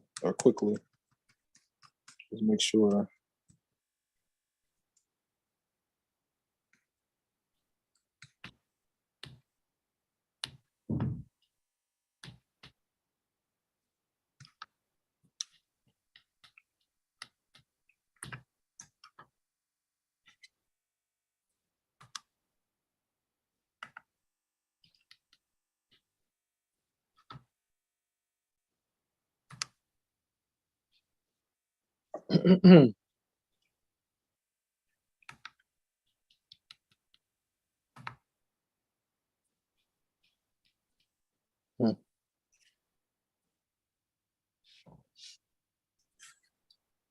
Yeah, I don't know if you can see it, but this is what I have. You have it on your computer? No, I have it on my calculator. Let me see. Your calculator. Okay. Let me see if I can. Oh, I really don't want to stop that. Okay, let me see. Just hold it up your calculator. Yeah, I'm trying to see what else I need to fill out. Let me see. You did the stat plot already? So let me show mine again. So on this one, right after I do this, I essentially went back to stat. And so I have these options at the top. It says edit, calculate, or test. I went to the right to go to calculate. Do you have anything like that? So you click on stat and then go to calculate.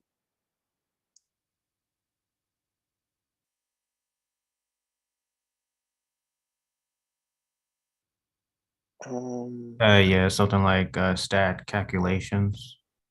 yeah. And then do you see an option for a cubic regression? Yeah, So for mine, if I click on like number 6 and then it selects that, then I hit enter again and that'll run the program. I don't know if yours works the same way. And then when I run the program, it says, okay, for a cubic model, the corresponding A, B, C, and D are listed here.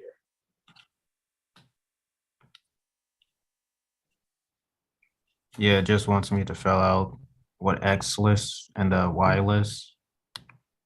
So the X list is that first. Oh, you got to do it again. Yeah, because I messed up on the first. Oh, Uh, okay. Okay. so the X list wasn't that the A? That was the X list was the 994, 1017, 727. Yeah, so it should be that. So that should be inside a stat. And you can edit, like you should be able to, like if you made a mistake, you should be able to just edit the mistake. You shouldn't have to start from the beginning. If you go back to stat. Because once it's in stat and you go to that cubic regression, you can tell it to say use list 1 and use list 2 for this cubic regression. Let me see if I can find a. You said you got a TI 84. Is it 84 or 84? Yeah, Is it 84 or 84 plus?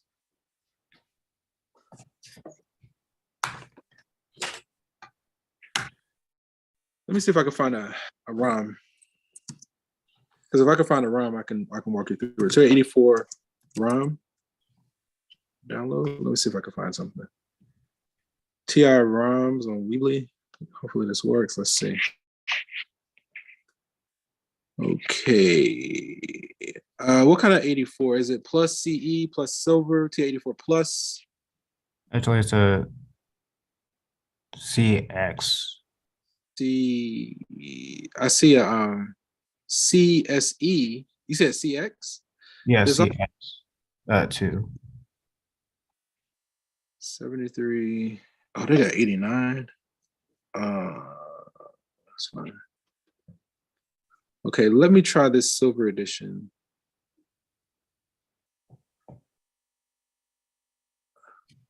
Let me try the silver edition. Let me see if that works.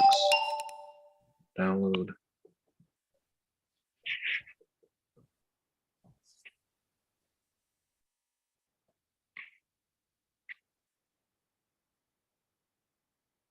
Okay, let me see if I can save that. Save the files.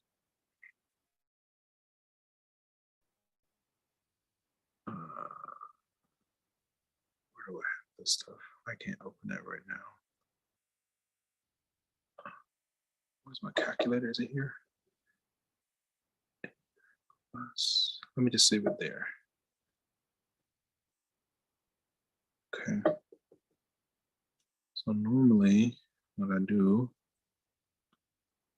okay, let's try a different one. Let's choose a file.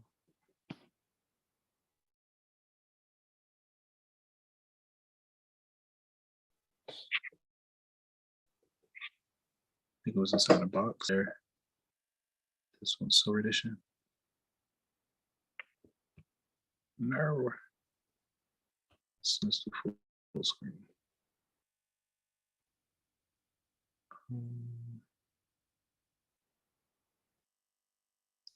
Let's refresh. Oh, it's trying so hard. Choose the file.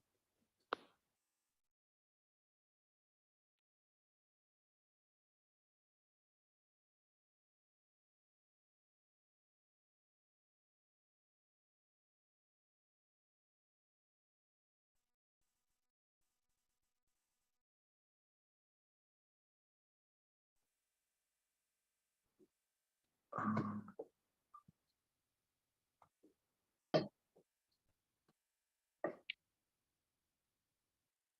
select the file. Choose a file.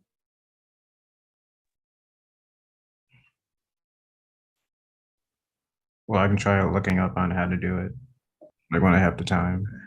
Block. Yeah, that's fine. Let's try this one. This is the one I want to try. Oh, that's 83. Okay. Okay. Let's back up. I loaded the wrong. This one. Yeah, that's 83. Let me go back. Okay. 84 plus C. I'll just do this 84 plus this one. Let me just try this one. I think this one. Let's try this one. Download the file. Download.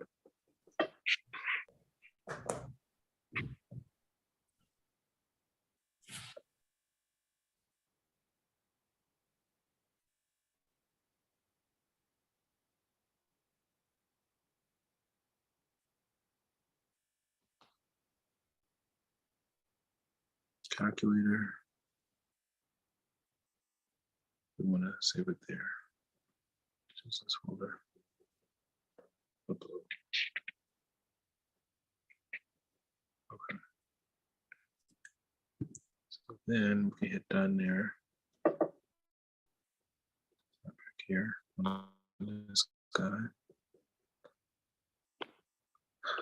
And then let's choose our file. Choose a file.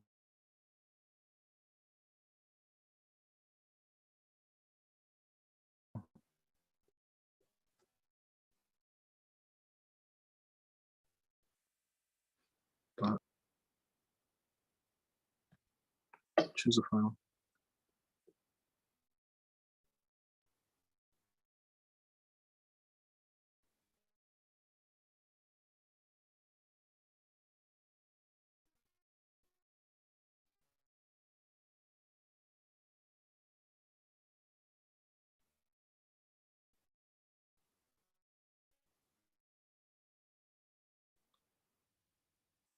Box.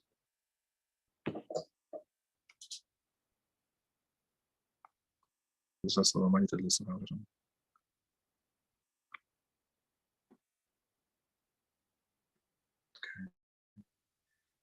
We're going to try this guy.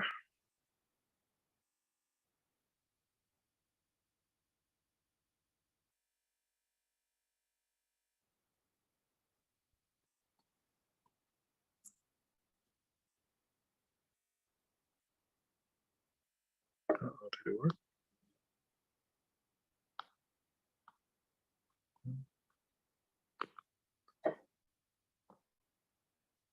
Darn. Oh.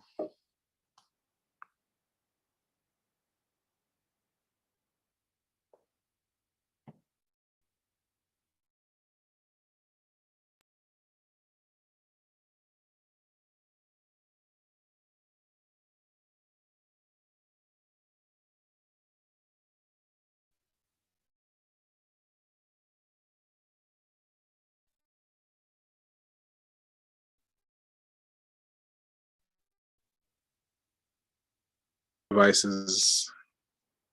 Like I may have tried these other ones, and for some reason my device is just like today. 84 plus. Unable to load. It shows an 83 plus file or application. It shows enough free memory to fit calculator home screen. This one might. Let me try one more. Let me try the 84 plus and see if I can get that to work. Or is that what I just downloaded? That is what I just downloaded. Let me try this one. This will be my last attempt. Download. Yeah, okay.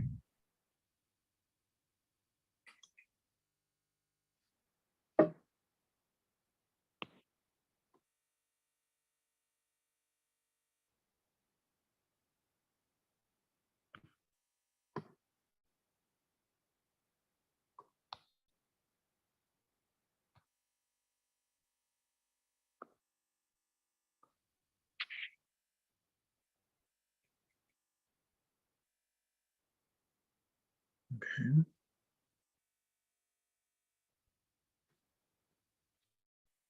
So let's see if I hop back here.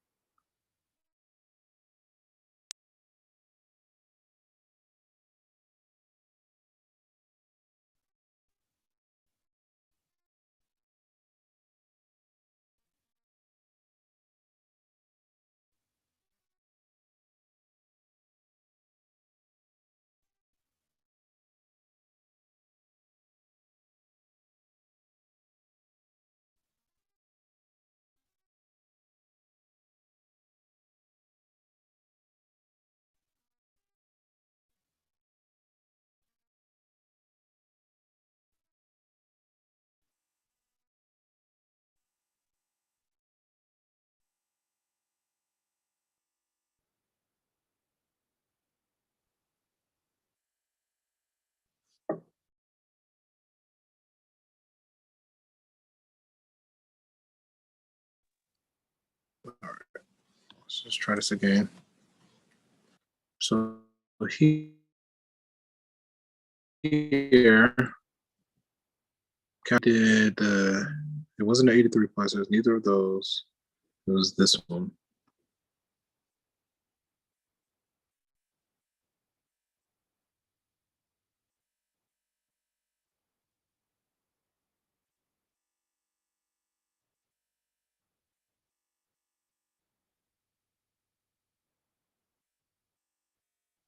Yeah, it doesn't seem like I can get anything else to work. Oh, that's okay, Professor. I can figure it out. Also, just do a Google search on how to do a regression model and then type in your calculator.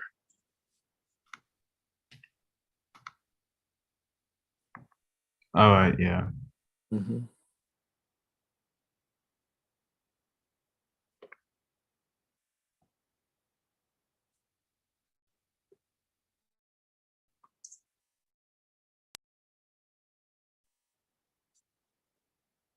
Well, Professor, I got some other questions. Okay. Yeah. I'll just send them you real quick. Okay.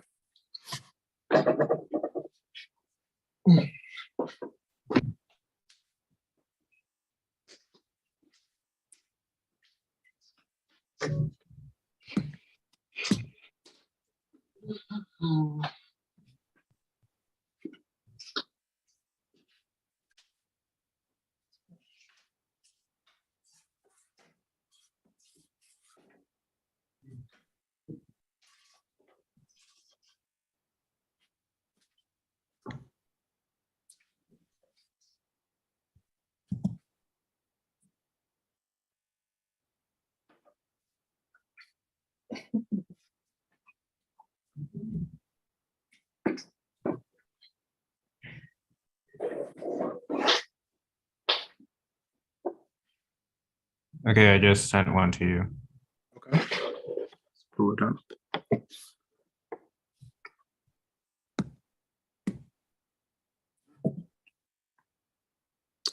Let's see what it's looking like. For the following function, give the coordinates of any critical points. Okay, that's fine. Let's do like this, like this.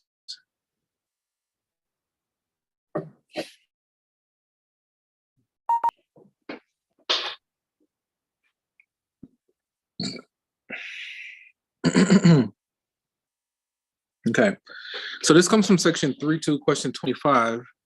It says for the following function, give the coordinates of any critical points and classify as a relative max or min or neither. Identify the intervals over which the function is increasing or decreasing. Give the coordinates of the points of inflection. And identify any intervals over which the function is concave up or concave down, right? So the relative extrema. So when we're looking for the relative extrema, what do we look at? We have to find the what? The first what? First derivative, right? Yeah, the first derivative. Okay, let's get a copy of this. I'm gonna take it from here to here. And I'm just gonna copy and delete.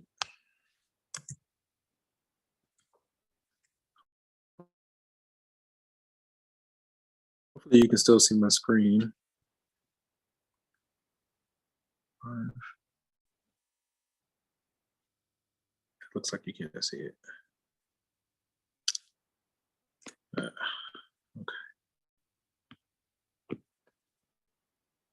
Let me add a page. I gotta try to get my image to work again. That's why I don't like to like stop my screen share because it just seems like I had such a hard time, you know, pushing the image or whatever. Okay, let me try to get my image to come back up.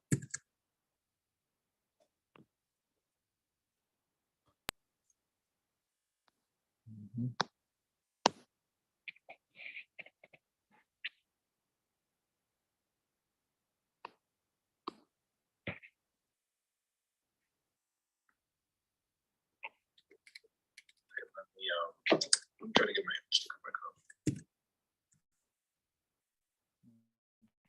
Okay. I should be able to see 3.2.25.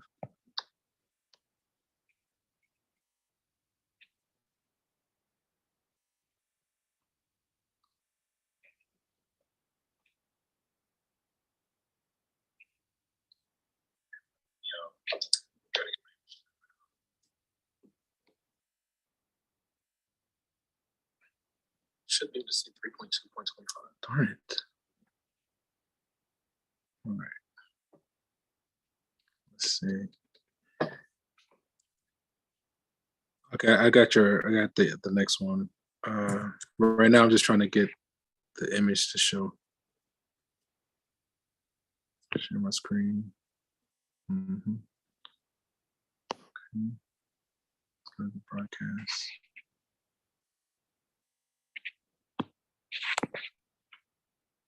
I should be able to see my desktop. Okay, I got the next one. But right now I'm just trying to get the image to show. Okay. You can see it? No, it still says you are showing screen.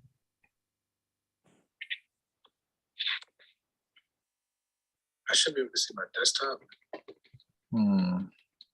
Oh, what did I do? I restarted the cache last time. Let's see, there's nobody here. Let's see. Stop the share.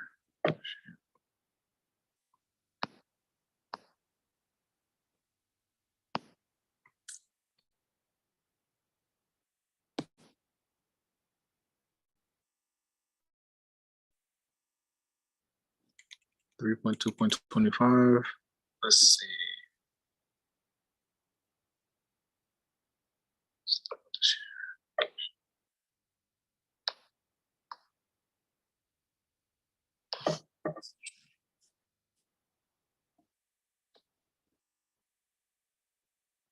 Okay. Okay, it looks like it's being pushed. I can see it on the stream. Okay. All right. So let's see. So for the following function, okay, critical values, right? So find Q prime.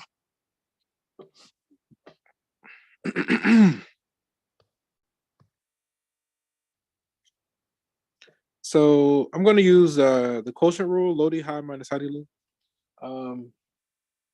Oh, it's already on. Man. Okay. So then Q prime. That's not a Q. Q prime. So the bottom, which is this guy, times the derivative of the top, which is going to be a 1, minus the top times the derivative of the bottom, which is going to be 2x, all over the bottom squared.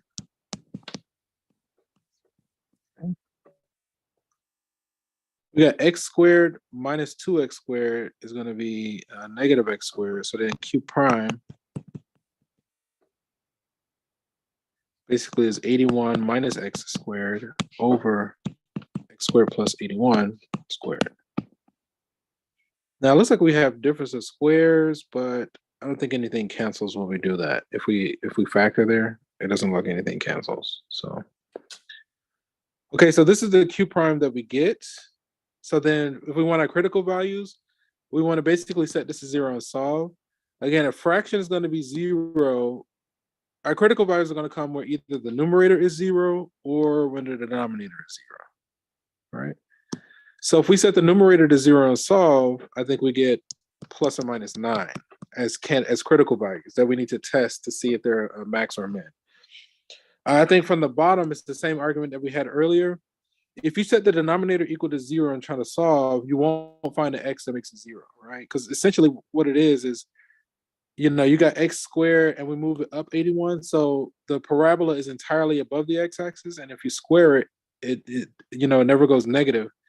Long story short, you can set this guy equal to 0 and you won't find an x that makes this guy 0. So our only candidates are this plus or minus 9. So then what we do, we take those guys, we put them on the number line, like this is our positive x in that direction. Here's our negative 9, here's our positive 9. Okay, and we want to look at these in our first derivative. These guys make the first derivative 0, and we want to see what happens between and beyond these candidates, right?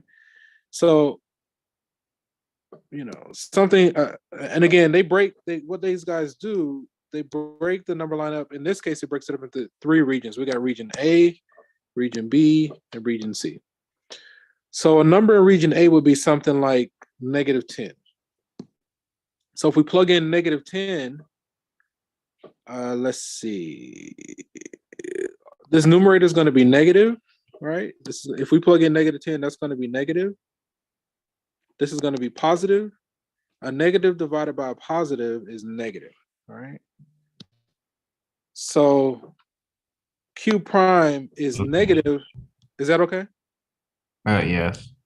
So Q prime is negative on the left side of negative 9. So that means that the original function is decreasing on the left of negative 9. Between negative 9 and 9, we can choose something like x equals 0. Right? If we plug in x equals 0, this is positive. This is positive. A positive divided by a positive is positive. Okay. This is positive, so that means our original function is increasing between negative 9 and 9. And then to the right of 9, choose something like, I think if we choose 10 again, it's the same argument as before. That's going to be negative, positive. So on the right side of 9, our first derivative is negative, which implies that our original function is decreasing, okay?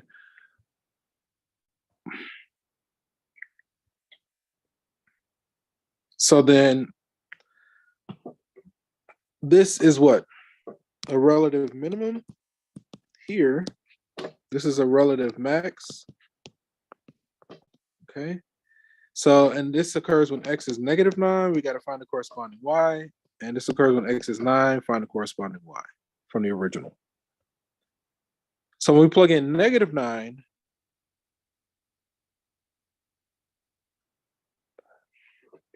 $162. let's just do this.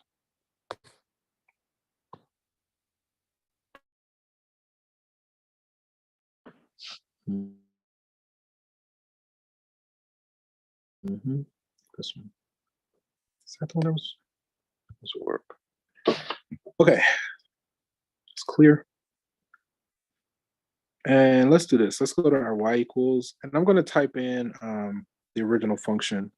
So we got x divided by x squared plus 81. Oop. Plus 81. Okay. So then I'm going to plug in when x is -9. So I'm going to call in that function I just typed in. When x is -9, I'm going to hit math as a fraction.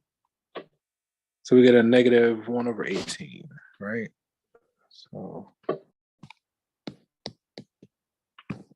and then when x is +9, +1/18.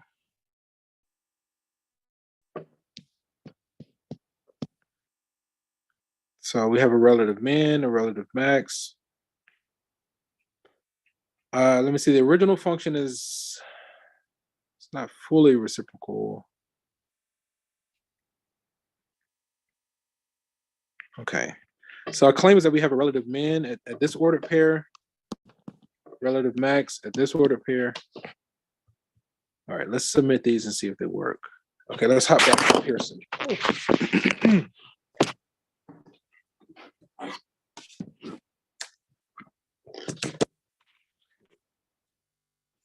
Did you plug in -9 into the original equation? Yes. Let me make sure it works. This one, full screen. Okay, get this to show properly. Come on. Do we need to zoom out? Okay, there it is. So what are the coordinates of the relative extreme? We got a max, right? Our maximum. Wait a minute. Relative minimum is this, and the relative max points, and there are no relative min. There must be another option. Okay, relative min. No, we got both, right? So the minimum point that we get.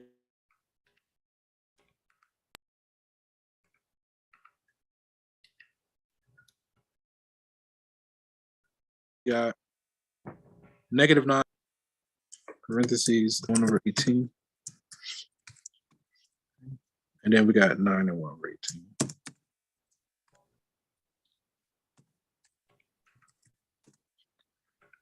Okay, let's go with that.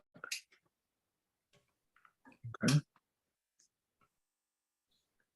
Over which intervals is it increasing? So that's where that final image that we had is increasing between -9 and 9. And we're going to use parentheses there, and decreasing. But we had that it was increasing from between -9 and 9. It was decreasing on the left of -9 and on the right of 9. So the left of -9 is going to be what? -infinity up until -9. And then I'm going to say comma from 9 to infinity. Okay, I'm going to check that.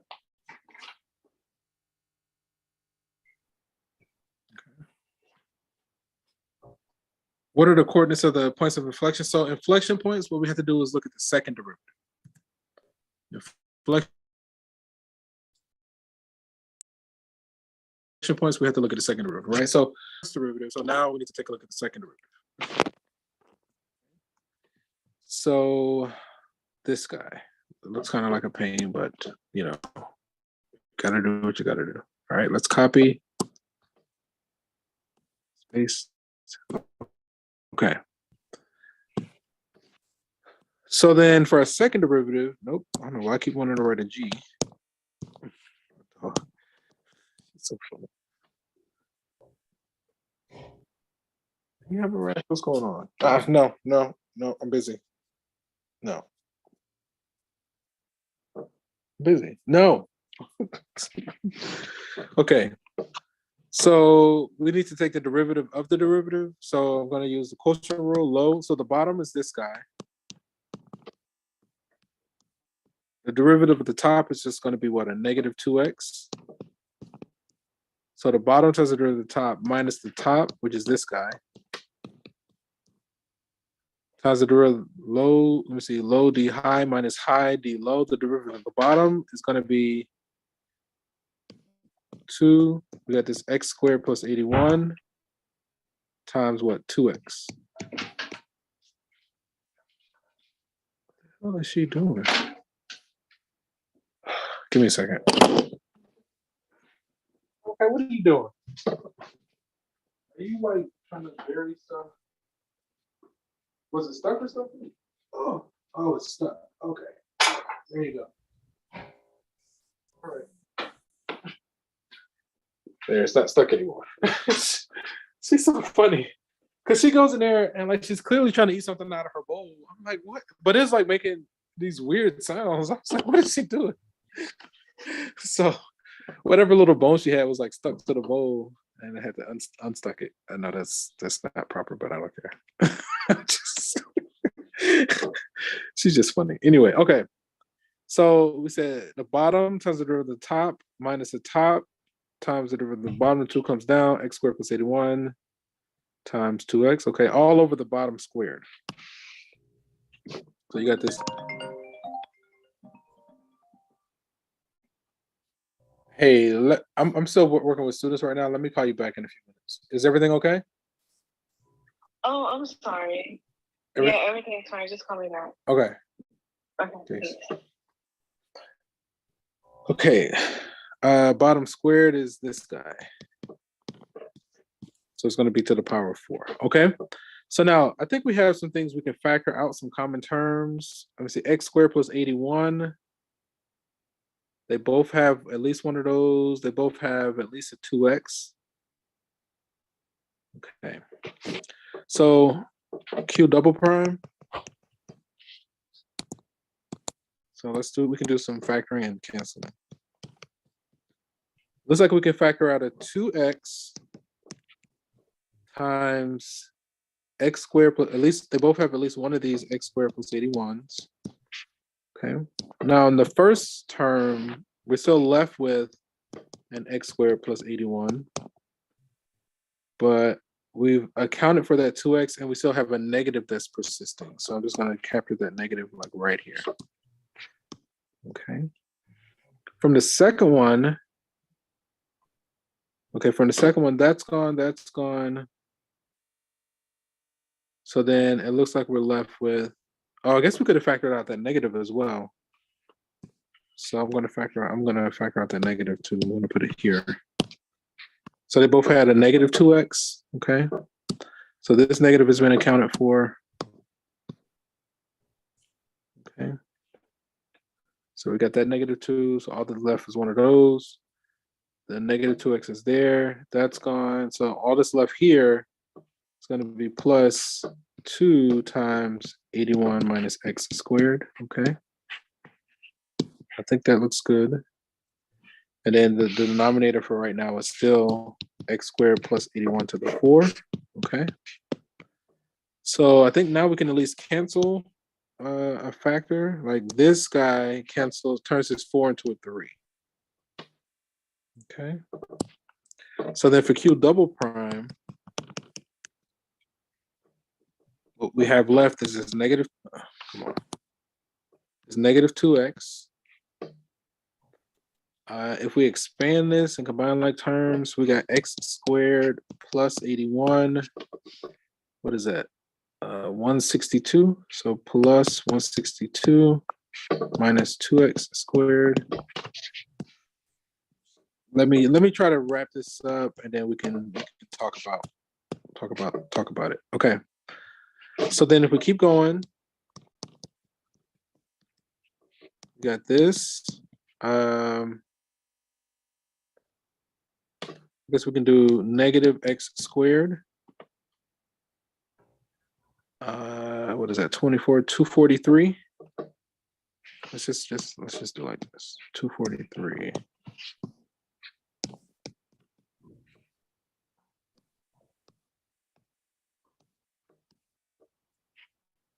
Okay. And we get all over. Okay. Okay, so if this second derivative is proper and we're trying to find points of inflection, those candidates for the points of inflection are going to occur when the second derivative is either 0 or undefined. Come on. So the 0, if we set the numerator equal to 0 and solve, hopefully I didn't make any mistakes. Unless if you think I made a mistake, then it's better to stop me than to let me keep going. Because if I base everything on the error, then it's just gonna, anyway. So if we set the numerator to 0, right? So we say there's negative 2x 243 minus x squared. We want to set that to 0. Okay. So x equals 0 is one of our results. Let's see, square root of 243.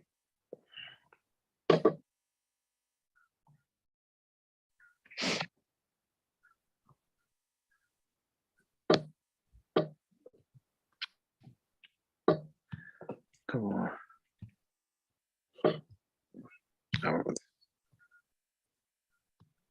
Trying to get this to open. It's just not.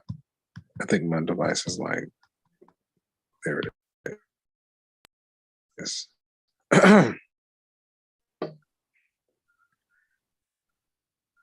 243. Okay, so I don't think it's a perfect square.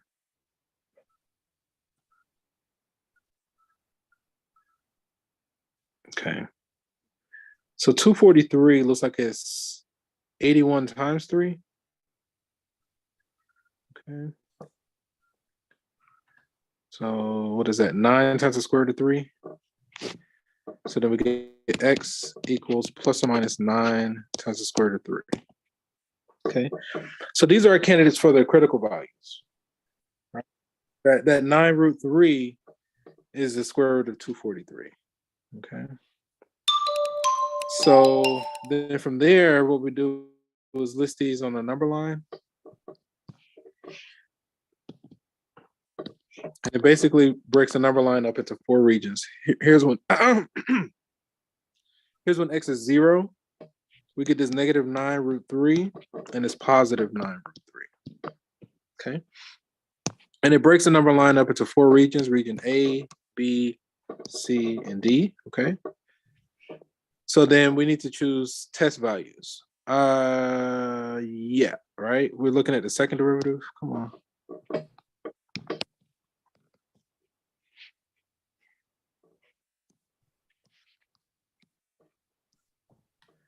So let me see.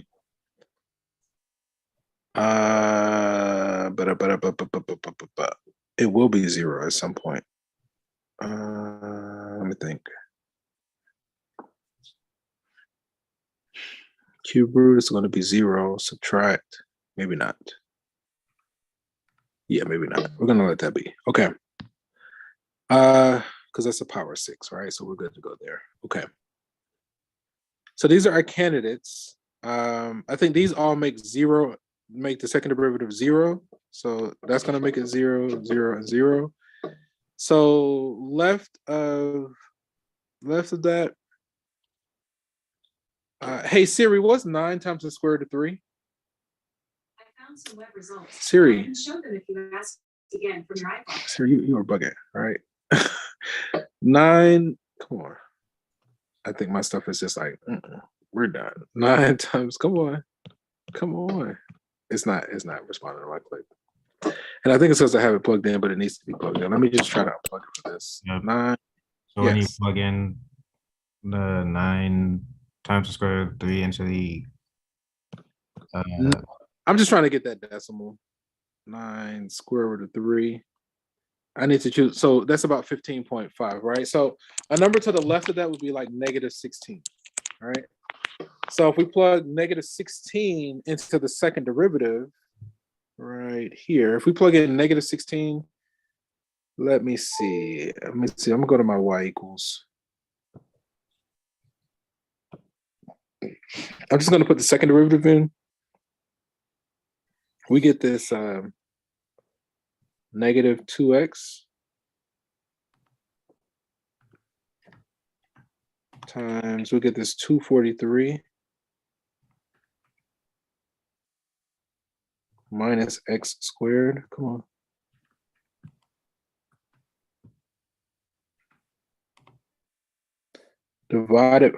Divided by x squared plus 81. Okay. All right.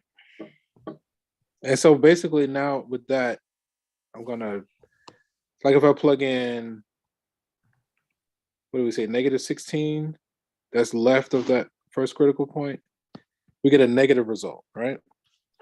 So when we chose something to the left of this, when we chose something in region A, we got a negative result, right? That was the main thing there. So that implies that the original function is concave down there, right? Okay, between, I guess basically in region B would be a number we can do, like, I'm going to do negative, if that's like negative 15, I'll do negative 7, all right? So when x is negative 7, we get a positive result. So when we choose an x value in region B, we get a positive result, which implies that the original function is concave up, which means that here we have a point of, here's one point of inflection point.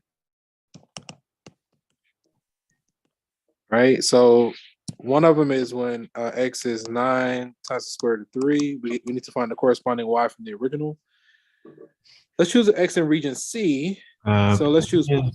When is the inflection point presented again? An inflection point is where the graph goes from concave down to concave up, or vice versa.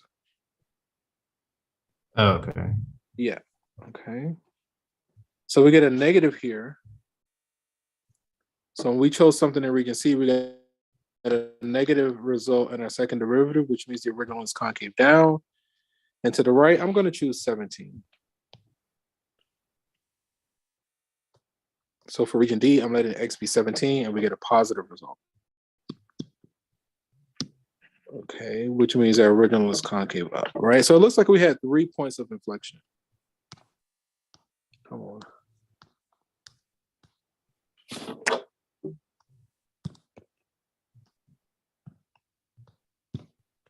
Yeah, my device is kind of, come on, there we go. There we go. All right. So now when we test these points in our second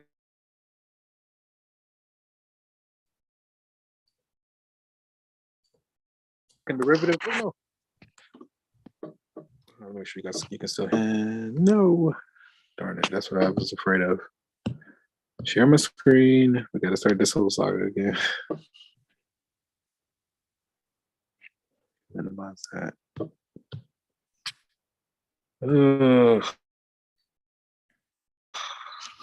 me see. I know we lost the image. I don't know if you can see my screen or not. Come on. There we go.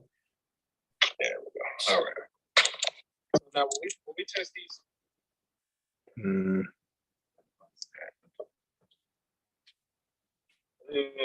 Okay, it looks like it's working. Yeah, okay, I can see it. Okay, that's good enough. Okay. So it looks like we got three inflection points where it goes from concave down to concave up, or vice versa. So it looks like all 3 of our candidates were indeed, as long as we did it properly, we didn't, make mistakes.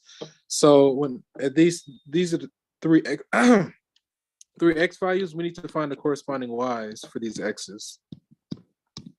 Oops. All right, we need to find the corresponding y's for these guys. And so what we could do, let's see the original.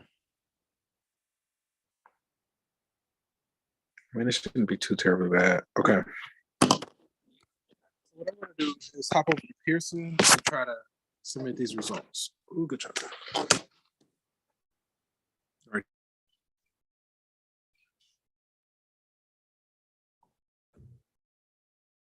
Here. This full screen. Okay. Okay, we did that. So what are the coordinates of that? Okay, so we type in exact answer, use radicals, use commas. So if we need exact answers, we need to find those exact.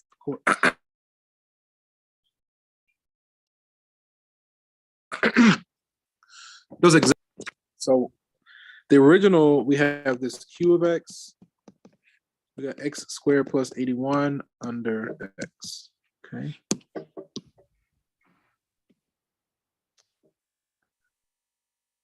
Let's see, I think I can take this. Okay, that's fine.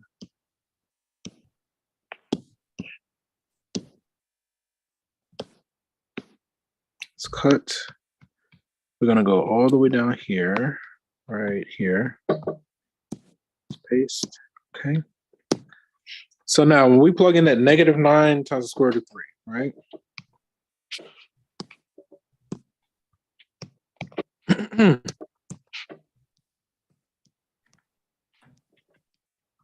On top, we're gonna have -9 root 3 on bottom.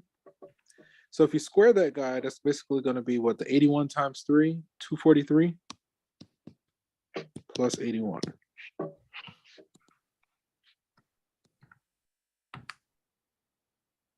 Eight and 4 is 32.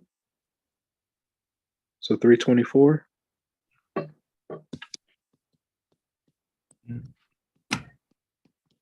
All right. Hey Siri, what's 243 plus 81? 243 plus 81 is 324. Let's see if I can.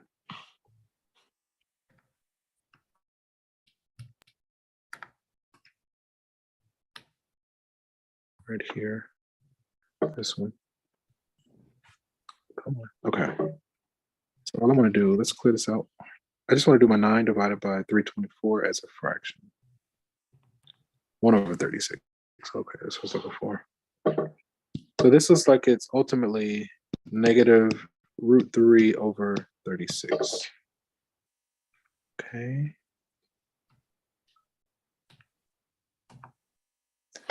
All right, so that's when we plug that one in. I'm gonna go to my y equals, and I'm gonna type the original in here into my y. No.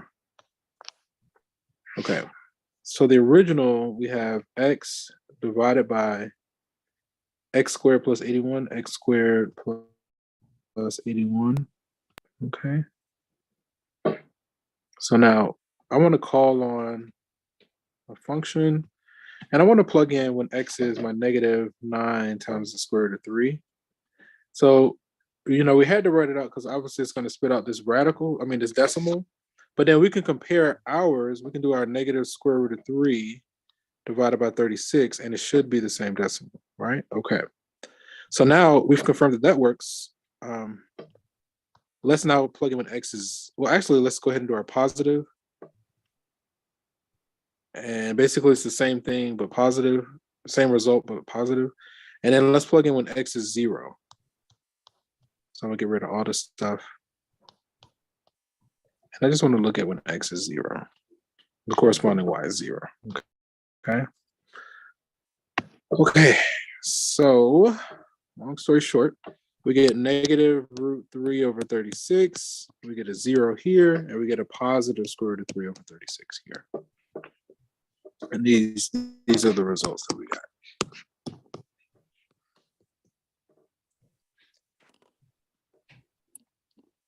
Okay. So let's hop over to Pearson and confirm or deny our results. Cancel. Thank you. Do not stop my broadcast. It's like I don't want to fool with you, like not pushing my image. Zoom.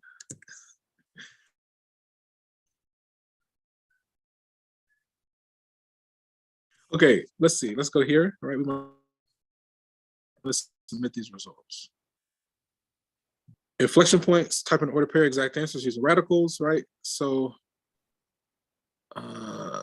9√3. So it's going to go parentheses, -9 times the square root. That's not a square root of 3.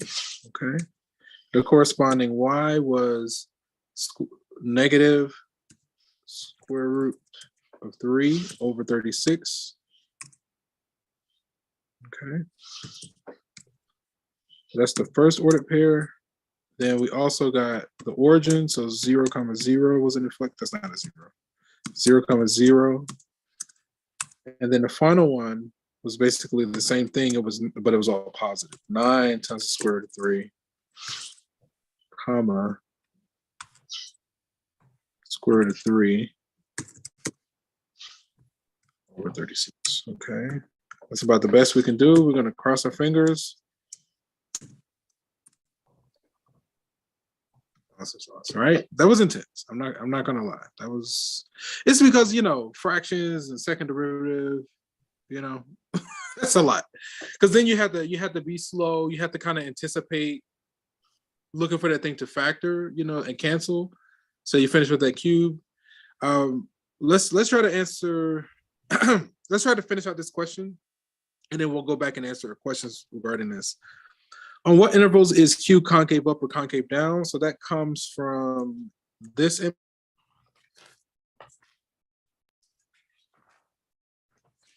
image, right? Come on, right here. It's B and D. It's concave down in regions A and C, right? So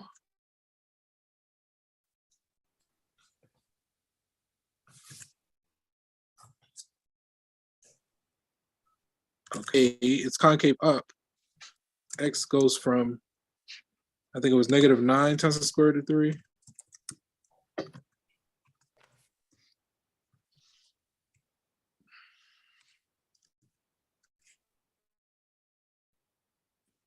To 0.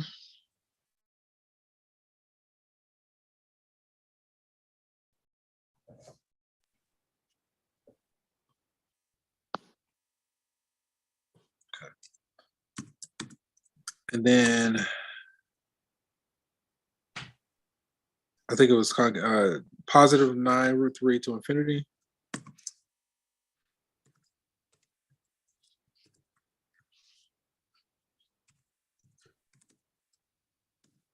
Okay. And then it was concave down on the left side. So that's basically going from negative infinity to -9 times the square root of 3. That's A, B, C. And then C was it 0 to square root to comma? I'm going to say from 0 up to 9 times the square root of 3. Okay. I'm gonna go with that. Okay. Let's the graph.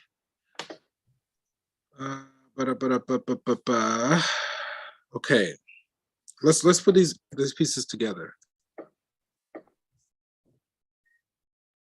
So we said from the first part, right here, region A is increasing in B and decreasing in C, okay? Mm-hmm. Then we also said an added stipulation was that left of that is concave down, concave up. So we had 3 points of inflection. So it went decreasing, increasing, decreasing, along with 3 points of inflection. Decreasing, increasing, decreasing, 1, 2, 3. Decreasing, increasing, decreasing. Yes. Still in class. Yes. Is everything okay? Okay. Decreasing, so only one that it can't be based on that is B, because that's not decreasing, increasing, and then decreasing. It can't be D either, right? Because we said decreasing, increasing, decreasing. So it has to be either A or C. And then we had 3 points of inflection. Okay, I think A only has 1 point of inflection, because A goes from concave up to concave down. So A doesn't have enough points of inflection. So by that, because it looks like it goes concave down, concave up. Yeah, let me go with C. I'm gonna go with C.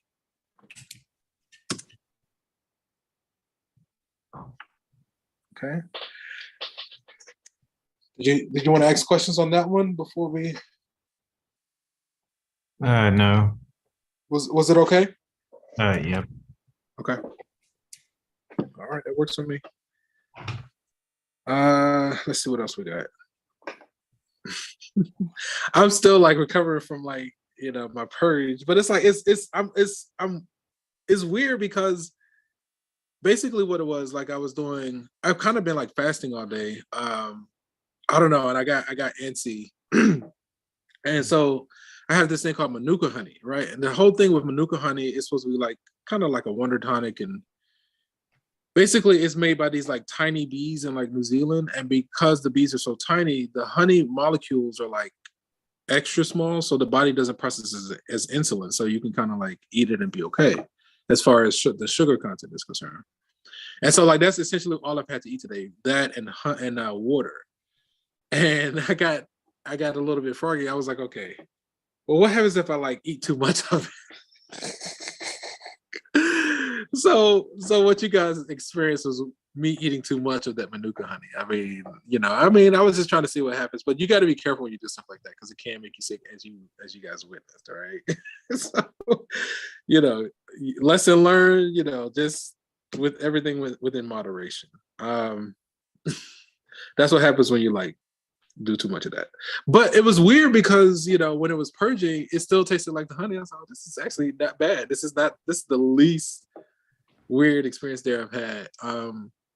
And I mean, I acknowledged that my body was just purging, so I knew that that's all it was. It wasn't like a cold or anything. I just, improperly used that honey.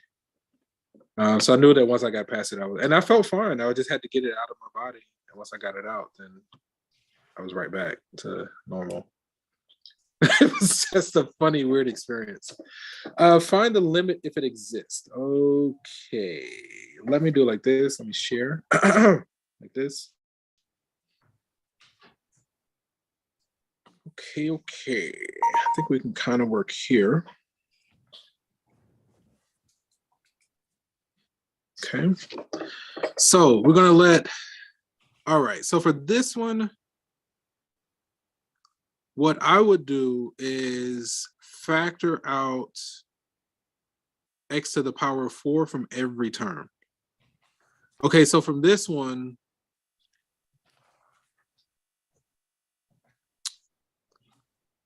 so basically this is talking about like horizontal asymptotes. Let me think how they do it. If we factor that out, right?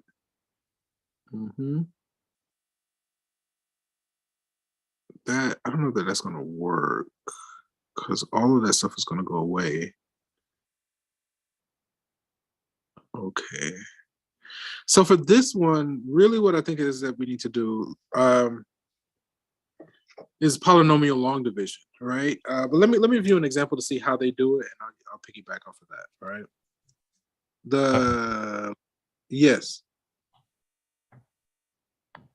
Yep. Oh, okay. In the denominator. Okay, that's fine. Okay, we can try that. And then let it, as x goes to infinity, those run. As x goes to infinity, all of those go to 0. And then we're going to be left with basically the negative 9x over 12.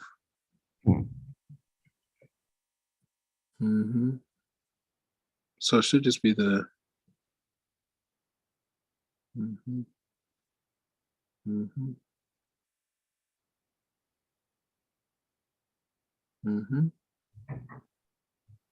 Keep going. Okay. So that's just, negative 9x over 12.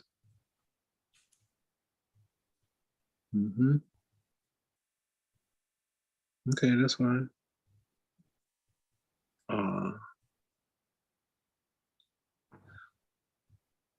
Okay. Let me look at one other thing real quick. How many parts? Because I'm tempted to do this the way we do it in college algebra, but I want to try to like keep it like within the way we do it here. Simplify. So simplify the expression. There's one part remaining. Therefore, the limit is shown below. It's always negative.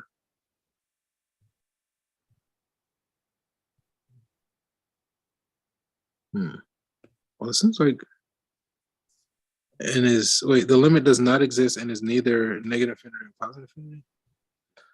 Okay. I think this one just might be negative infinity because all of those are going to go to 0. As that goes to positive infinity, that goes to negative infinity. As that goes to negative infinity. Yeah. I think this one is just negative infinity. Let me try negative infinity and then I can kind of give some backstory there.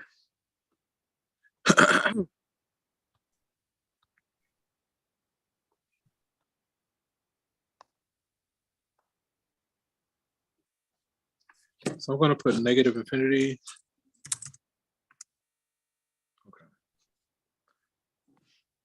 Okay. So the way they did it, they basically factored out, because initially when I did it, I factored out the x to the 4 from every term. But instead of using the variable with the highest power, they use the variable with the highest power from the denominator. All right. Let me get a copy of it and just take some notes real quick.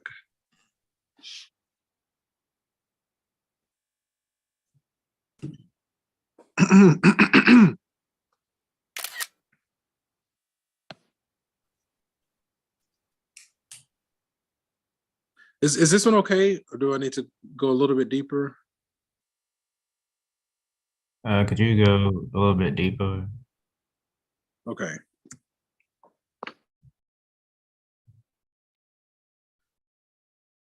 So let's see here. If I paste, find the limit if it exists, right? So initially what I was going to do was factor out the x to the 4. So from college algebra, right? The degree of the numerator is larger than the degree of the denominator by 1 degree. So I was actually anticipating a slant or oblique asymptote. It's not, it doesn't converge to a number, right? This really aligns to more of like a diagonal asymptote. But I was like, well, they might not want the answer in that form. So that's why I looked up the view an example. And the only difference was instead of factoring out an x to the 4 from each term, we used the largest power from the denominator, which was x to the 3. So we factored out x cubed from every term, right? Okay. So if we factor out x cubed, we're going to say x cubed by x. We're going to rewrite it as a 1 in this form. We still have our limit as x tends to infinity. Now, if we factor out x cubed from every term on top, we have what, negative 5x. And I think that's going to be what, plus 8 over x squared. On bottom, we're going to have 5, 6 over x squared minus 2 over x cubed, right? So then the blue part is essentially gone because that's a 1. We basically factored out x cubed from everything on top and bottom. So then, you know, we essentially have this. The limit is x tends to infinity. We have this negative 5x, this 8 over x squared, this 5 minus 6 over x squared, 2 over x cubed, right? So now, as we let x run to infinity, as x gets large, then this guy tends to 0, this tends to 0, and this tends to 0. Okay. And then 5 divided by 5 is going to be negative x. So this all can be simplified down to the limit as x tends to infinity of just x. That's the only thing that persists. Negative x. Is this okay up to this point? What's going on here? Yeah. So then once we got here, then now you basically just plug in infinity. And so as x goes to positive infinity, the corresponding y tends to negative infinity. And that's how I got negative infinity. But again, the trick was we factored out the x with the largest power from the denominator. So then you see the blue x cubed over x cubed, that really becomes 1. And then from there, as when you let x get run to infinity, 1, 2, and 3, those three guys tend to 0. So then we're left with a negative 5x over 5, which is really negative x. Go ahead. Is there a reason why those values tend to 0? Is because So because it's because the numerator is a fixed number and the denominator is getting bigger and bigger and bigger. So as this denominator gets bigger and bigger and bigger, this term gets closer and closer and closer to 0. Right? Think about it. We can do this guy, right? So when x is 1, we have 6 over 1, which is like 6. When x is 2, that's going to be a 4. So what is that? 3 halves, right? So it went from 6 to 1.5. When x is like 3, you get 6 over 9. So now it's less than 1. When x is 4, you get 6 over 16. That's even less than 1. So notice as that denominator gets bigger and bigger and bigger, this guy is getting closer and closer and closer to 0. Whenever you have like a fixed number divided by infinity, that's essentially 0. So all of these are going to be some fixed number divided by infinity, which is 0. So then from there, we were left with the negative 5x over 5, which simplifies down to just negative x. And then, as x goes to infinity, this guy goes to negative infinity. Oh, okay. Okay. Is that okay? Yes. Let's see what else we have here.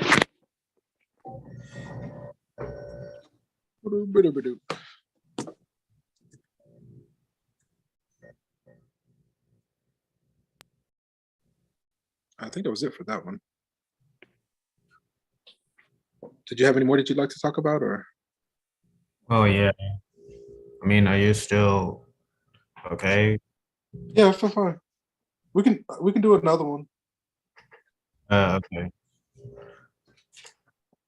'Cause I think I'm gonna make this one my last one because I still got additional questions. Yeah, but I also got some other stuff that I want to work on.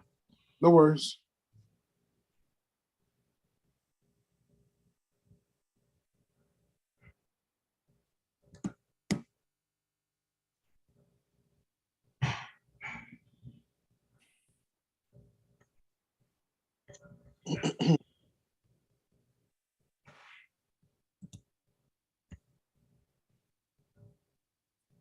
Okay, I just sent you one. Okay. So let's see here. Oh no, we're leaving Pisces season. Sketch the graph of the function. Okay, let's pull it up. So I need to do those grades. Might just have to, I need to go ahead and do them.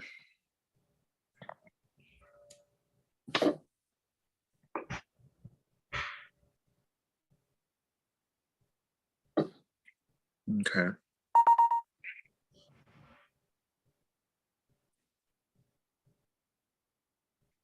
So we have sketch the graph of the function, indicate where the function is increasing, or decreasing, where any relative extreme occur, asymptotes, concave up or concave down. Okay.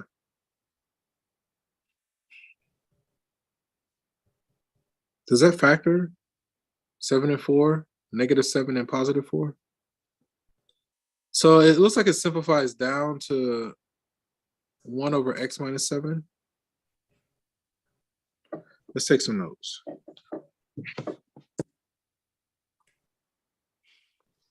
This one.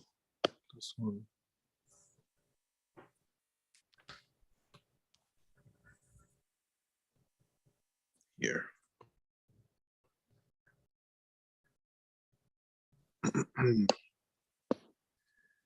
All right.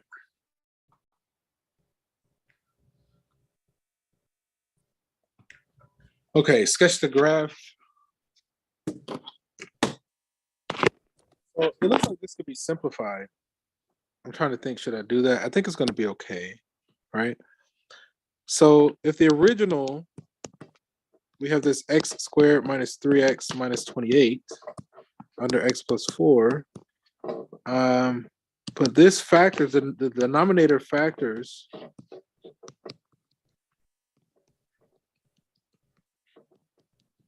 right? Negative 28, negative 3.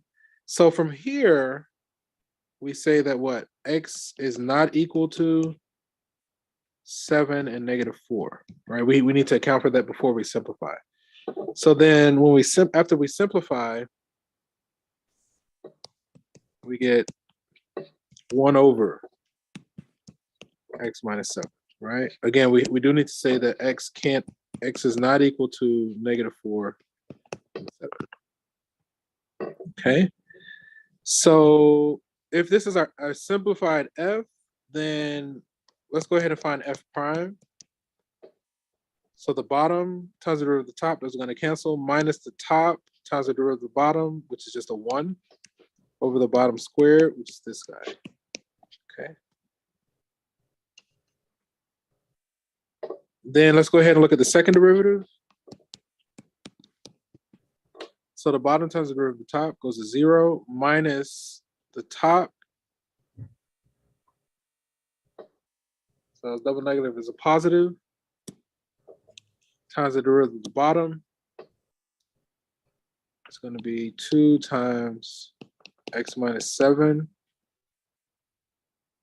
all over the bottom square. So then the x minus 7 to the power of 4. But then we got a cancellation going. This turns this into a 3.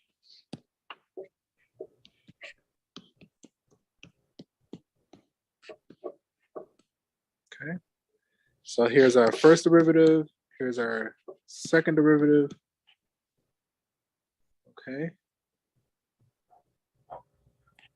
So the first part says increasing and decreasing. Okay. Mm-hmm. So then we need to find the critical values. So from the first derivative, that's going to be any x that makes either the numerator or the denominator 0. The numerator is never going to be 0. But from the denominator, I think what? X is 7. Yeah.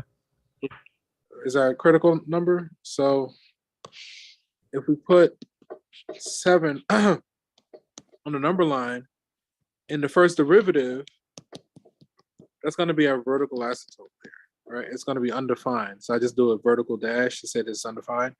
And that critical number breaks the number line up into 2 regions, region A and region B. So if we choose an x value in region A and test it in the first derivative, I think the easiest one to test would be 0. If you plug in 0, it looks like you get a negative result, right? If you plug in 0, this guy is negative. This guy's going to be positive. So then the first derivative is negative, which implies that our original function is decreasing left of 7. Okay. So is 7 So the then is 7 the vertical because it's undefined in the first derivative. So we're trying to see if that's gonna be an extrema, right? Let's test region B first to see what happens. So a number in region B to test would be something like 8. If we plug 8 in, the denominator is positive, this is negative, right? So it's negative over here as well. So that 7 is neither a max nor a min because we didn't get the change. We didn't get it to go from decreasing to increasing or vice versa. Because it didn't change, that means it's not an extrema. Okay, it was a candidate, but it failed. So it's just decreasing over the entire domain, right? From the second derivative, I think we got for the inflection points, it's the same candidate, right? I think that's the only candidate that we have. So I'll just do the second derivative here. Let's clean that up. I don't like the way that looks. So when we look at f double prime, we're still working with the 7. And I think the 7 makes the second derivative undefined. So I'm just going to put another vertical bar to say that it's undefined there. Left, if I choose something like 0 and plug it into the second derivative, come on. Come on.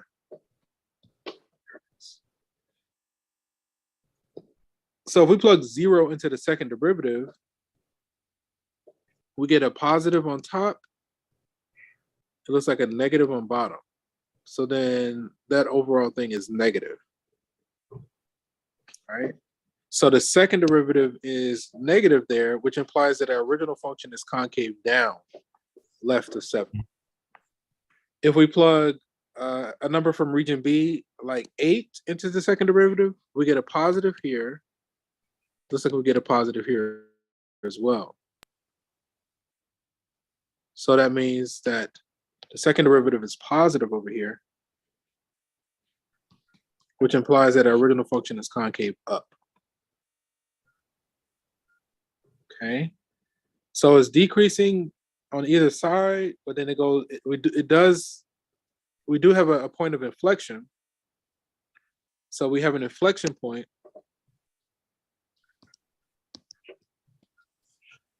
And when x is 7, we need to find the corresponding y from the original. Oh, it can't be, all right? So it's not, because we don't have a corresponding y there. So x can't be 7. We don't have an inflection point, but it does go from concave down to concave up. The original, okay, so basically what it is that the original is a reciprocal function. The horizontal asymptote is going to be the x-axis. The vertical asymptote is going to be when x is 7. And then when x is -4, there's a hole or a gap in the graph, right? So long story short, the vertical was 7. Okay, so we get an image just like this. Here's our positive x, here's our positive y. We're gonna we said at 7 we had a vertical asymptote, so this is like x equals 7. Y, the x-axis serves as a horizontal asymptote in this case. The y-intercept, so when x is 0,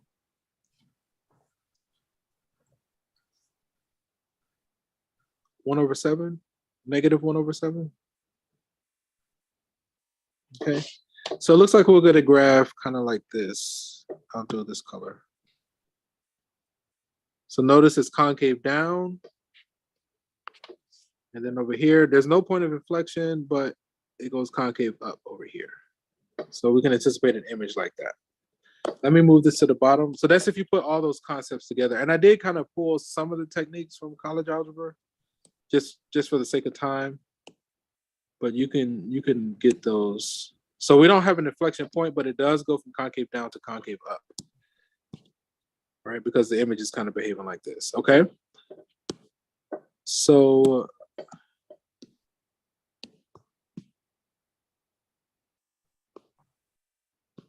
all right, so let's hop over to Pearson and confirm these results.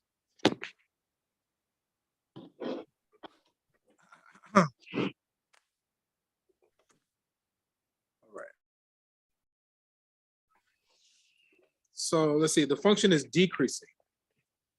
Okay, see my image? That would be nice. It's never increasing over the entire domain. The domain was what? Everything except -4 and 0. So we have that it's decreasing over the entire domain. Oh, and then the other thing we didn't do on our graph, we didn't show the hole. When x was -4, let me hop back and just make that change real quick. We said the x is not graph. Go partial. When x is -4, that's about like here.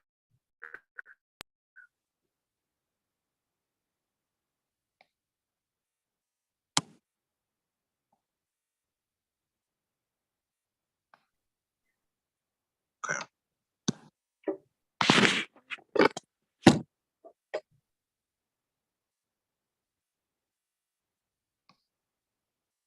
Just good enough, right? So So that way x is not equal to -4, x is also not equal to 7, and we get an image like this. Okay.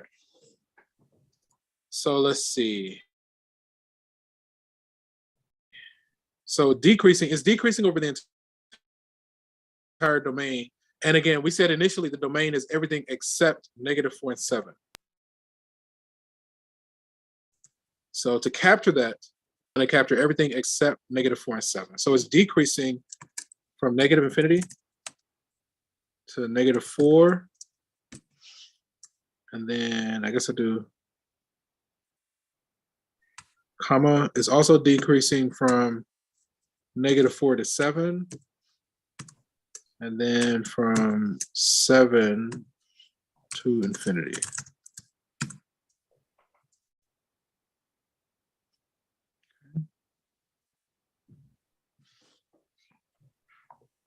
We had no relative extrema. The only candidate we have was when x was 7, but it didn't go from, we didn't get that change in,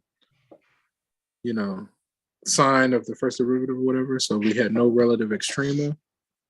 Oh, wait, could you go back up? Oh, for the interval?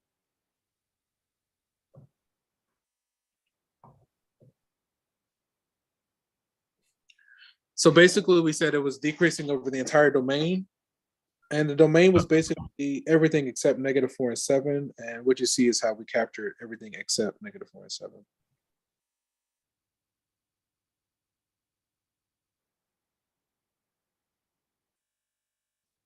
Okay. Oh, okay, I see. Okay. Vertical asymptotes was type an equation when x was 7. So right here, we're just going to put x equals 7.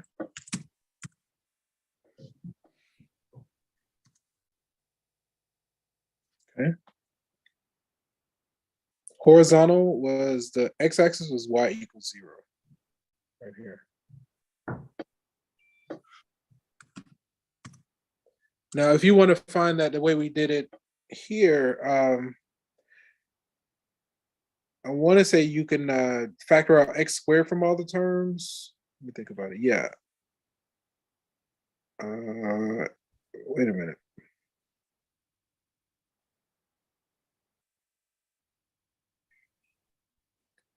I'm thinking.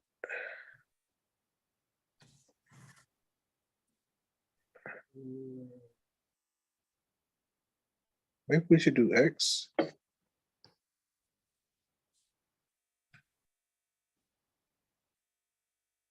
We might need to factor out x from all the terms for it to behave properly. Let me think about it.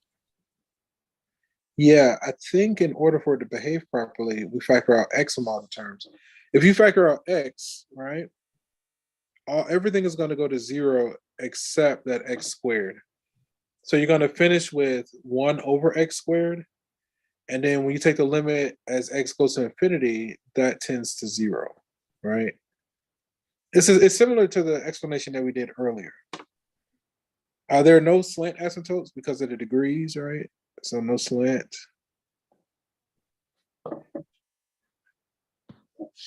I think that was it. Concave up and concave down. We said that it was concave down on the left of 7 and concave up on the right of 7. So concave, it was concave up on the right of 7. So that's from where 7 to infinity. And it was concave down left of 7. Remember, we can't capture a -4. So we're going to say from -infinity to -4, comma, and then we're going to say from -4 to 7. That's right.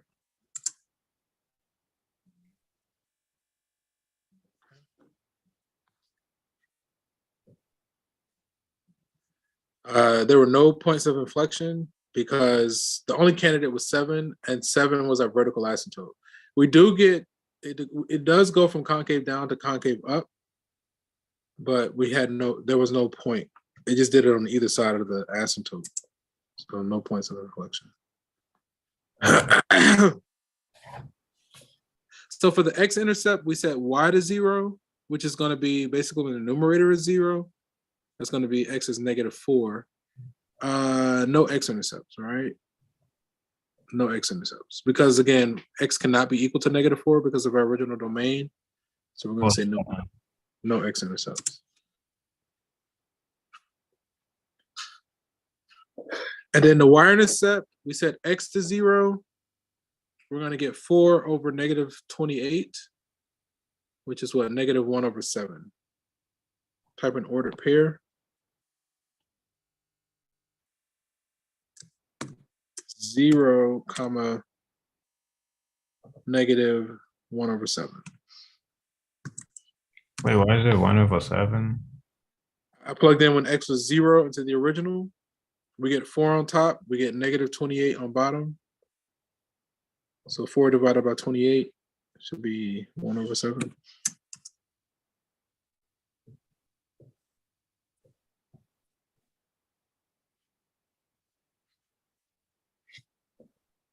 Okay, I see it. And the graph we got was D. Look at D.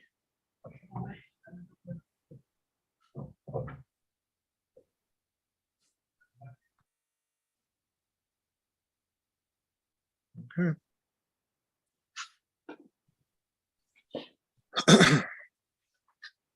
Would you like to, any questions from this one or? No, but I still have some other questions, but I have some other stuff that I kind of want to walk with. So, Hmm. can I still send you the questions and maybe tomorrow? Yeah. Yeah. Either tomorrow or our next class, after our next class, like we did today. Yeah. Okay. Okay. All right. Well, enjoy the rest of your evening. And we're going to go ahead and end the session here. From one beautiful mind to another. Take care. Peace. All right. Thank you. Yep.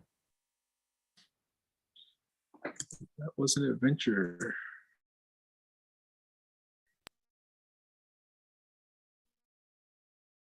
Let me make this available.